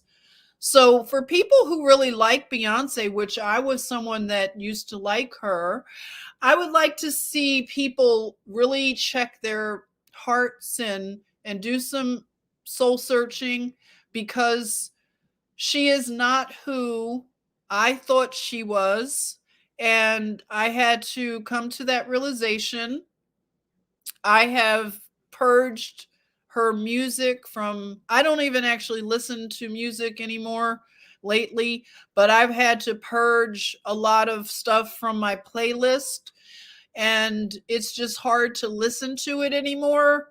But I would just invite people to look into these people and to ask God to break these spells that they have put on us.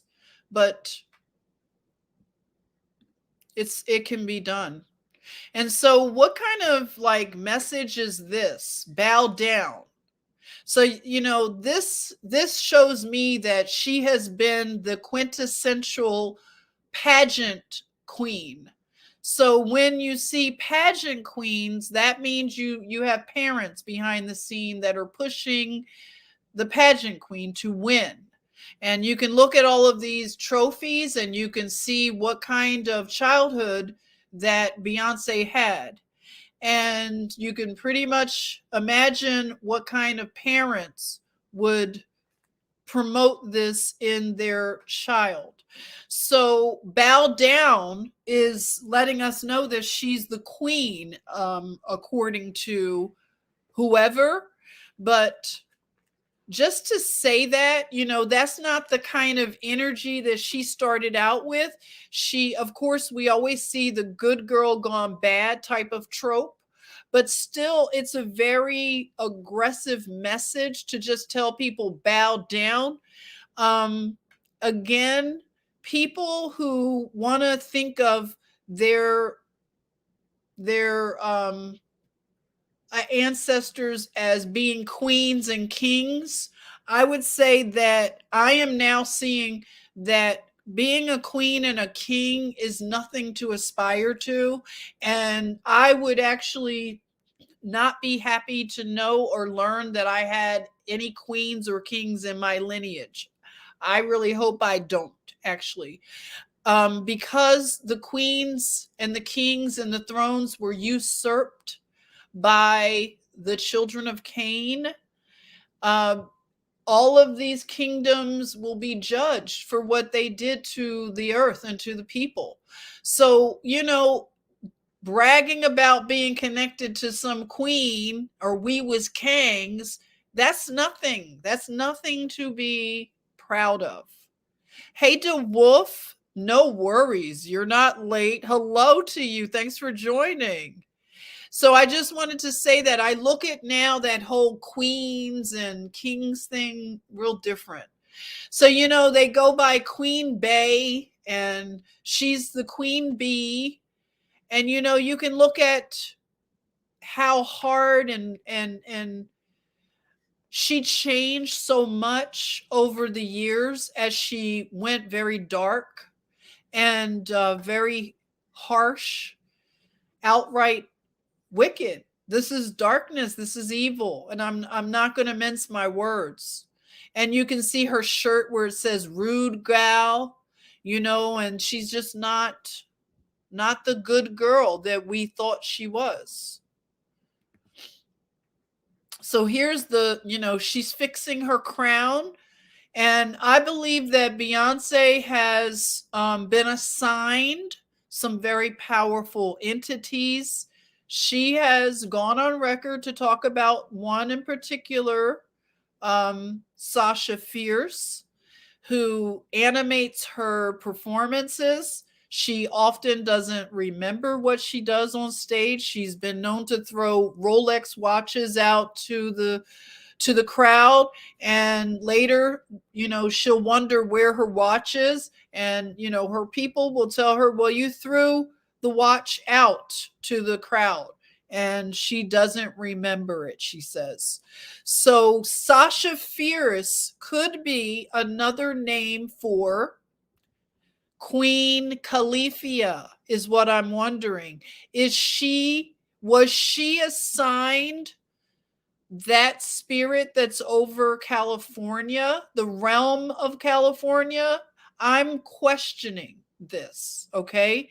So if you want to target your prayer, your warfare spiritually, and you want to see what is it that keeps this area in the turmoil, the chaos, the violence, this is what I'm picking up on. I'm wondering, did she win the war? Does she win the position to be the top person who would host, that her body would host Calafia, Queen of California? That is something I'm just throwing out there to consider, okay?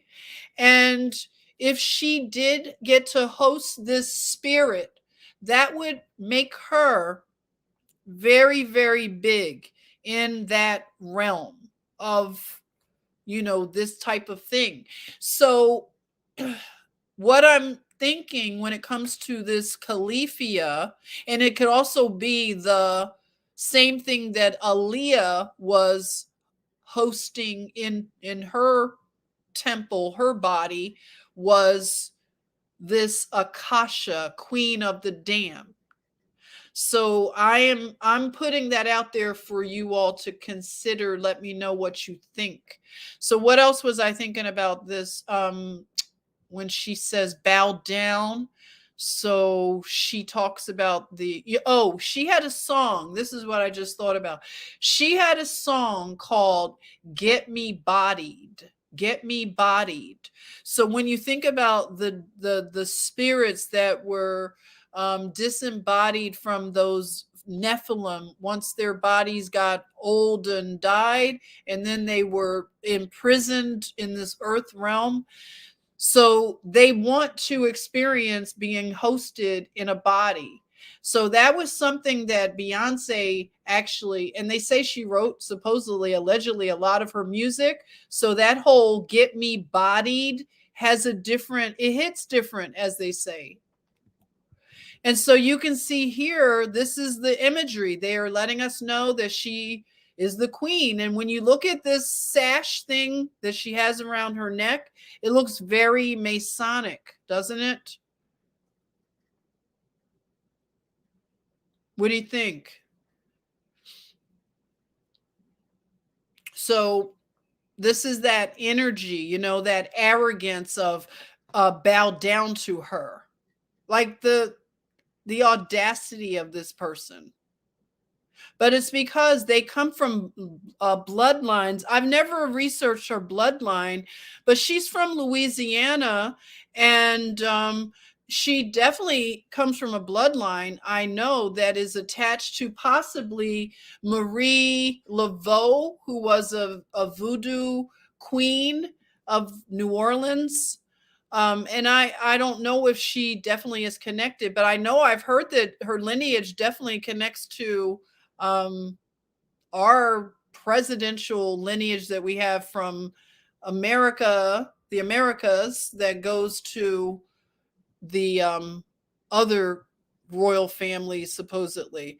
So here's that energy of, people think of her as maybe a nice woman, but it seems that she has definitely hosted a dark entity, and it has really changed her over the years. And what she manifests in her body of work, and the type of lyrics, and just the energy of her work is very violent. It's very ego and arrogant. It's mean girl. It's very negative, and it's taking a very negative influence onto the women And that's something that's why I wanted to do a part 2 of this entity, because I see this very strong now. And Beyonce has been elevated to the Queen of Heaven, I believe. I believe that they have actually, that's where they put her, very high. 1 minute.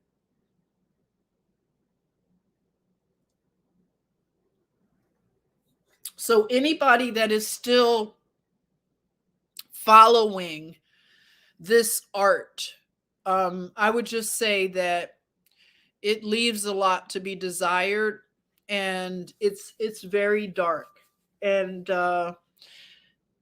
they are letting us know what they're all about. Hey, Carletta. Did I say it right? Hi. Thanks for joining. So yeah, so this is what I'm picking up on now.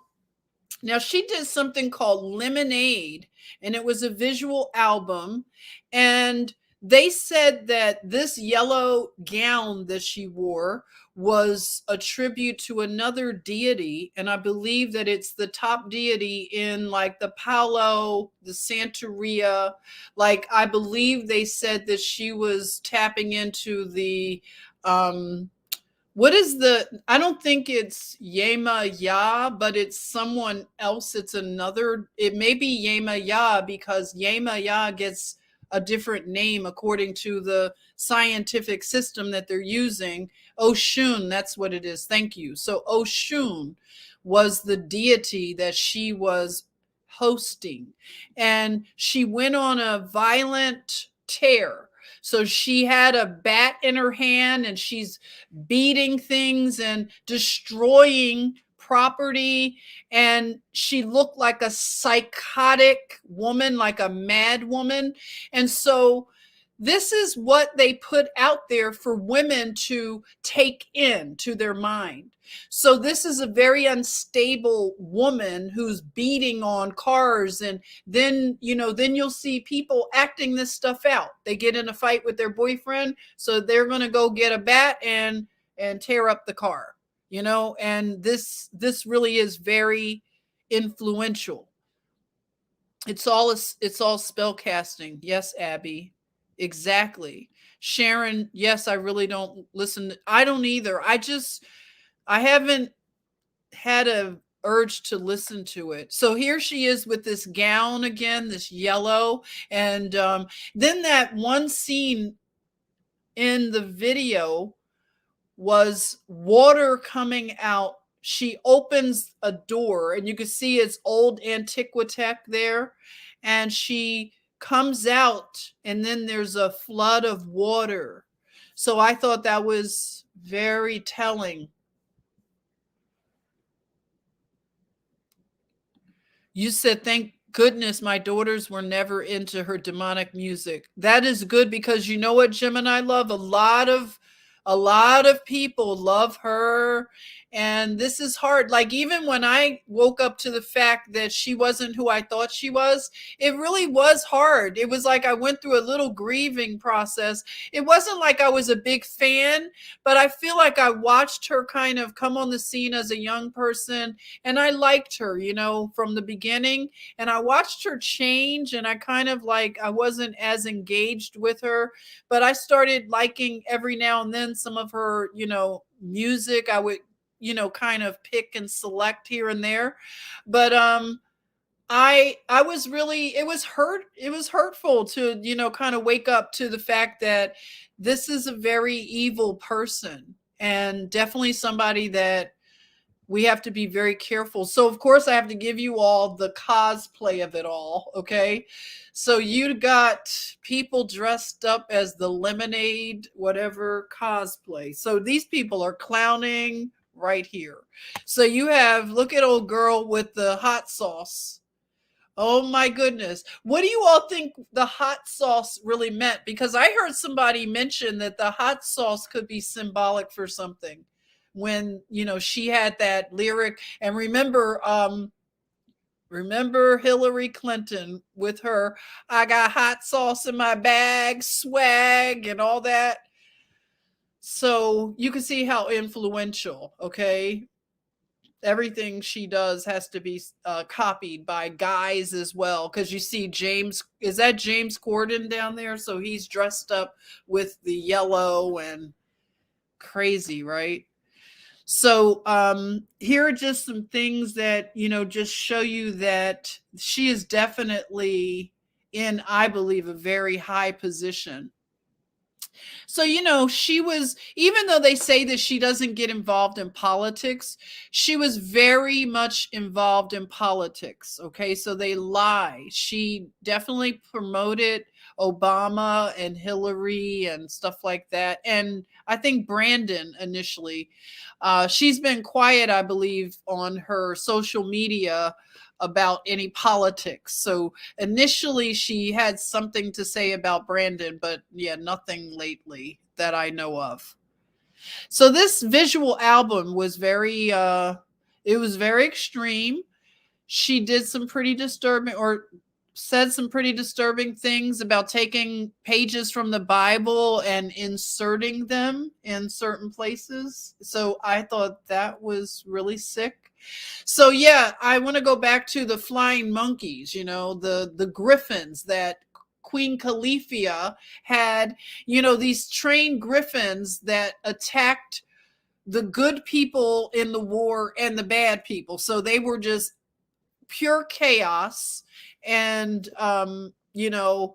you just think of the flying monkey sort of scenario, and I'm just thinking that these are like maybe symbolic for gangs, because I'm thinking that these Amazon warriors were, I think they were possibly for hire. I'm just saying. So it is just a lot of violence. That's the frequency that I'm picking up on: violence and gang warfare. And again, we're talking about California, that whole area. And so, you think about when the witch sent out her flying monkeys. And I don't know how much more would somebody need than to look at Beyonce in these two images. And how could someone not know what she is communicating? I think it's very clear. What do you think? What do you think? Let me know.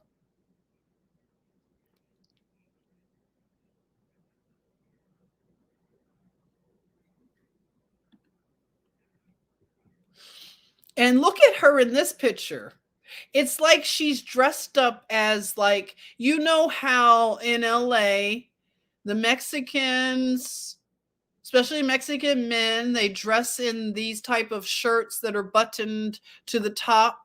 And it's like she's almost, kind of giving that feel in this picture.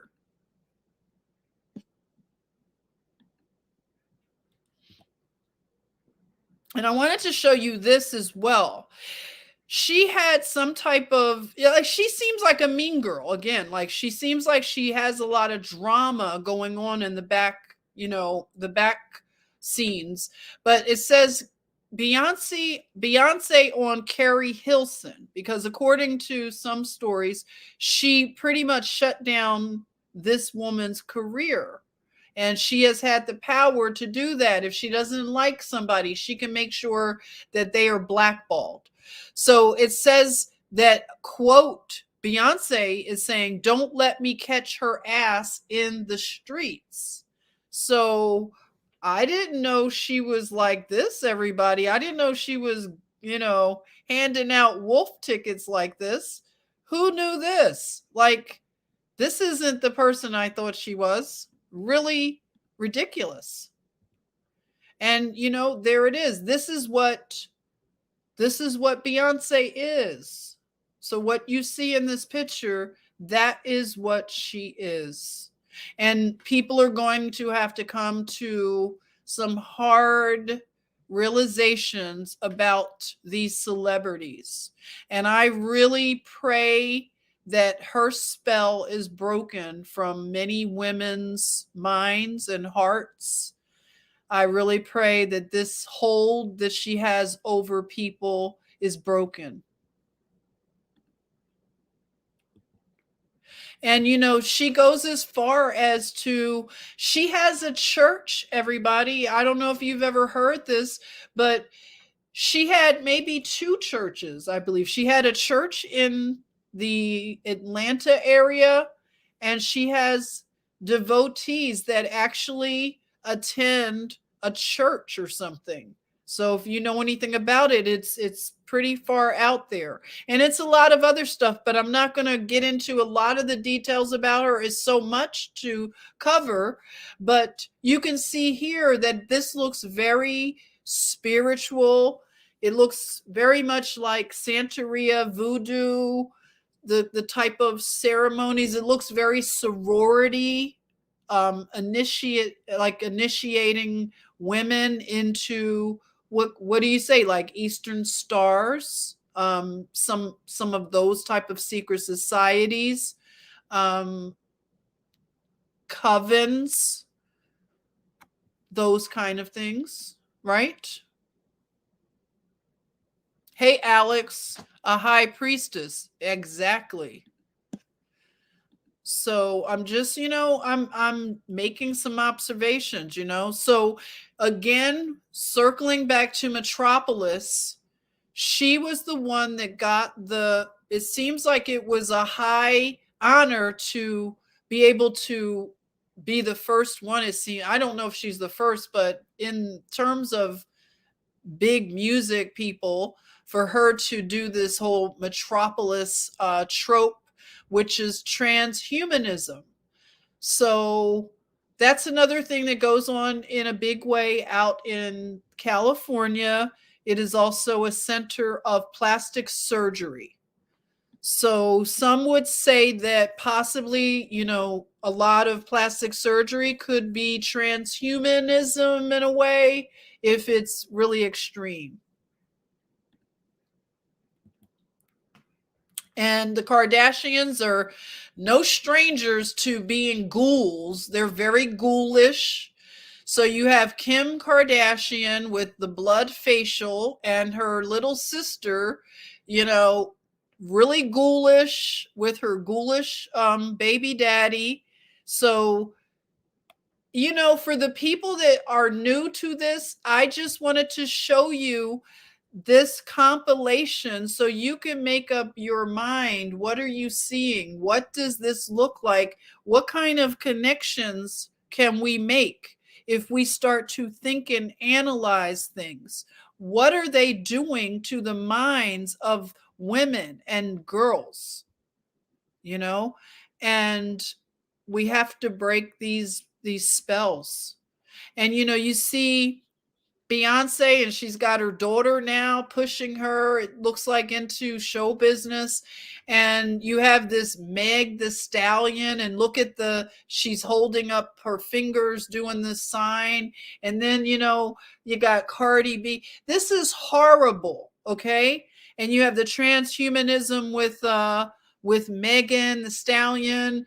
I mean, this is terrible stuff. And I want to say that I repent of liking, if I have ever liked any of it, it's horrible. And I really pray and hope that women and girls will turn away and repent from this Jezebel, this queen of whatever realm, whatever this is that has happened to women. I pray that these spells are broken and that all this power will be taken away from these luminaries, these celebrities. Let them fall. They should not be worshiped. Let them fall. And unfortunately, with these people, they start to groom the next generation. So you have Beyonce, who is a influencer over these two young girls here, who are now young women, and one of them is following in the footsteps of Beyonce and possibly putting a little bit more on it. So there you are. They get a new generation going. And this is the brotherhood of the snakes. This is what they practice. This is the serpent religion that they are a part of. And I'm just going to let you know, without mincing my words, this is what we're looking at. This is the realm and the spirit, and this is what we war against in the spiritual realm. This is very serious to them. And they love reptiles. Now, you all may like snakes. I'm not trying to say that snakes are evil or anything. I don't care for snakes personally, but I don't want to go and harm them. I just want them to stay away from me, and I'll stay away from them. But this is that imagery and that religion that they're into, that serpent. And even with the Quetzalcoatl, remember we were talking about, that is the winged or the plumed serpent. So it's all the energy from the east part of the world, and then it goes all through the world. But it's the dragon, all of that. So it is definitely something that has been strongly influenced. And they definitely look to the garden for when this happened, this temptation, this rebellion, and this desire to go into knowledge that was tempted, and this is why we deal with this stuff today, for those that believe this narrative. And I just wanted to share that I started to get attracted, like I was being seduced by that imagery, that snake imagery. And I had to really check myself, because I had painted this painting right here. It was during the lockdown, and I was bored, I was working, and on my days off, it's like nobody's doing anything. This was early in the whole pandemic. And I had gone to one of the craft stores, and I picked up one of those things you could paint, the little whatever. And I picked this painting, I picked this to do, and I couldn't believe it, because I would have never done that ordinarily. But that was something that was happening. And I know it happens to people where you start to do things that you didn't do before, and you're attracted to things. It's starting to lure you in. So what I did was, I hate to say it, I destroyed that painting, because I don't want that in my home. I don't want that. I had to destroy it, everyone. So it's something that you also saw in the fashion industry. They were using a lot of snakes and stuff on the clothing. So there's something going on, definitely. So, but this is also something that I wanted to mention. This is the issue of makeup, and I'm going to put a pin in this, because I want to talk about this when I do possibly. I want to talk about Queen Esther coming up. I don't know when I'm going to do it, but I'm letting things open up like organically. But I want to just talk about makeup at some point in time, because makeup is one of those sacred sciences that was actually transferred from the angels that knew these sciences and things like that. So it is called cosmetics. Okay. So makeup is definitely one of those things that has a power and a magic to it when it's used in certain ways. So just know that that's something I'm going to cover soon, but I wanted to just mention it right now. The art of makeup and what power and magic it's used for. And I didn't know that Aaliyah, they had a line of makeup named after Aaliyah, the MAC makeup company. Yes. So there you are, that connection to makeup.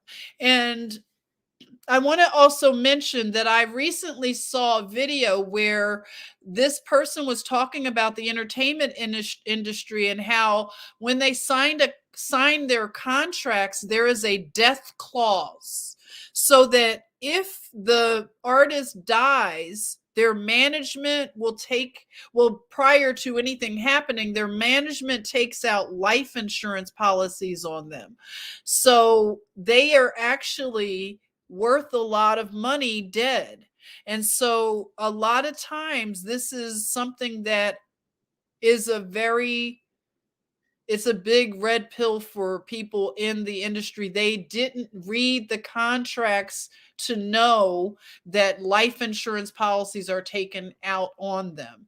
So basically, if management feels that this artist would be more profitable to die in a tragedy or something, and they could then get them branded on makeup, or their movie sales will go through the roof, or whatever they're doing, it can be monetized. So people will be worth more in death than they were in life.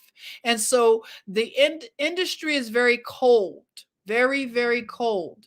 And if anybody out there is watching this and considering the entertainment industry, I would just, ask you to really, really look at your contract and really understand what you are signing, because it's very serious. So that's just something that, and then with the entertainment that they've pushed on us all these decades, they've romanticized darkness. Like, even the Addams family, it's cute, it's campy, but at the same time, we have to look at what were they really communicating with these television programming shows. They were making light of darkness, like making it fun. And, this was Morticia. Her name it means death, Morticia. And she's a vampire, so it's just something we have to be just cleansed from. This stuff, this is so disturbing. And, back to Beyonce, I believe they have given her this high honor in their religious system. So you can see there just everything that she seems to communicate, and it's really telling. And we know about Bob Dylan. He mentioned that he did an interview on 60 Minutes, and I think it was Ed Bradley, maybe when he was still alive. He asked him, why is he still performing in his advanced age? And he said that he had made a deal with the captain, and he was keeping up his side of the deal. And he was asked, who do you mean when you mention the captain? And he said, the guy, something, he might have said the guy down or something. He definitely made it very clear that he was talking about Lucifer, and that he made a contract with him years ago, and to be famous, and to, have a lot of money. So there you are. It was out of his own mouth. You could look it up if you want to see it. Pretty clear. Now, I just want to say that it's a lot of craziness going on with this story. I've not kept up with this a lot, but if you all know anything about it, tell me, can you give me a sort of synopsis? What in the world with this Alec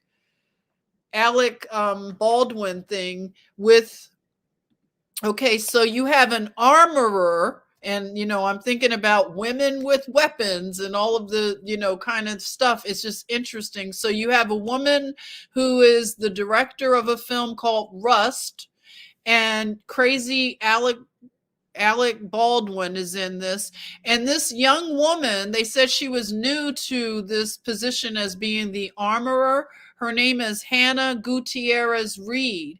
So it looks like she has lawyered up, and she's filing a lawsuit against the ammo supplier. and blaming Alec for killing Halna Hutchins. So this is heating up and getting really crazy, but we're watching the unraveling of a Hollywood star, you could say, a luminary. You believe that? Okay. Thanks for chiming in. Tina says she believes she was a sacrifice. I heard that Halna may have some kind of connection, right, with something else going on. If anybody can remind me, let me know. DeWolf, you said she was okay, this is what it is. Okay. Thank you, DeWolf. She was working on a documentary about child trafficking, the cinematographer he killed. Whoa. Oh, really? Oh my goodness. It's a strange story. Because I hadn't kept up with it, I caught some details and it's so completely crazy. They were doing this scene and it wasn't even a scheduled day. Some people had made reports that the set wasn't as safe as it should be. It seems like they were cutting corners, and this was a weird thing because it wasn't, again, a scheduled scene. So it looks like, Alec was just being a jerk and hey, it's called American Rust. Just the name alone, right? How weird. So, yeah, that's actually happening. And you can just see there's Alec Baldwin. He looks like he's going through hell and he's losing influence. He's losing friends. People aren't calling back. He's got a wife that loves to be on Instagool as Paul Romano. Paul Romano covers this story a lot. But it's just interesting because we're looking at people that are just so obnoxious, and they've always had their way, and things are changing and they're losing their influence. And for someone like him, he maybe has some connections to other things. Like they said, he didn't turn his cell phone in to the authorities for so long. But with the type of cell phones we have and information, all of that stuff is stored in the cloud and stuff like that. Like I was saying, they can see whatever you're doing on your cell phone. They put little pins in all the locations. They know where you checked in, where you ate, at what restaurants and things like that. So it's really hard to get away with anything like this. So I'm just saying, this is going to be very crazy. But, again, the thing that we can rely on is that as hard as it is to expose this evil, it is something that we are going to be better for once we can get the light exposed on a lot of this stuff and we start to detox from this entertainment and everything. I don't miss it. I don't miss any of it. If I do watch things like I watched the Noah movie, I was very surprised that they did it a lot better than what I expected. But, I'll look at stuff like that for like a research type of purpose. But I want to continue making these connections and sharing with you. And we can continue having these night classes. And I appreciate your feedback and your love. Yeah, detox. You like that word, Deanne? Yes. So let me just read this if you don't mind. I'm just going to read this from Psalms 91. Okay. He that dwelleth in the secret place of the Most High shall abide under the shadow of the Almighty. I will say of the Lord, He is my refuge and my fortress, my God, in Him will I trust. Surely He shall deliver thee from the snare of the fowler and from the noisome pestilence. He shall cover thee with His feathers, and under His wings shalt thou trust. His truth shall be thy shield and buckler. Thou shalt not be afraid for the terror by night, nor the arrow that flieth by day, nor for the pestilence that walketh in darkness, nor for the destruction that wasteth at noonday. 1,000 shall fall by thy side, and 10,000 at thy right hand, but it shall not come nigh thee. Only with thine eyes shalt thou behold and see the reward of the wicked. Because thou hast made the Lord, which is my refuge, even the Most High, thy habitation, there shall no evil befall thee, neither shall any plague come nigh thy dwelling. For he shall give his angels charge over thee, to keep thee in all thy ways. They shall bear thee up in their hands, lest thou dash thy foot against a stone. Thou shalt tread upon the lion and serpent, the young lion and the dragon shalt thou trample under feet. Because he hath set his love upon me, therefore will I deliver him. I will set him on high, because he hath known my name. He shall call upon me, and I will answer him. I will be with him in trouble. I will deliver him and honor him. With long life will I satisfy him and show him my salvation. All right, so that's it for today's class. I want to thank you all. Amen. Thank you, Jernesia. Yay. Amen. Amen. Thank you. Thank you. Thank you for hanging out. Thank you, Kate.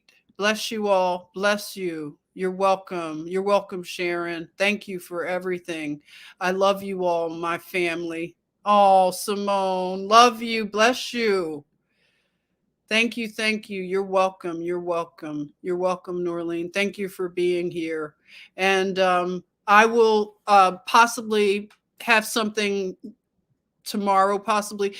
I just want to give you all this information. These things have been 2 hours.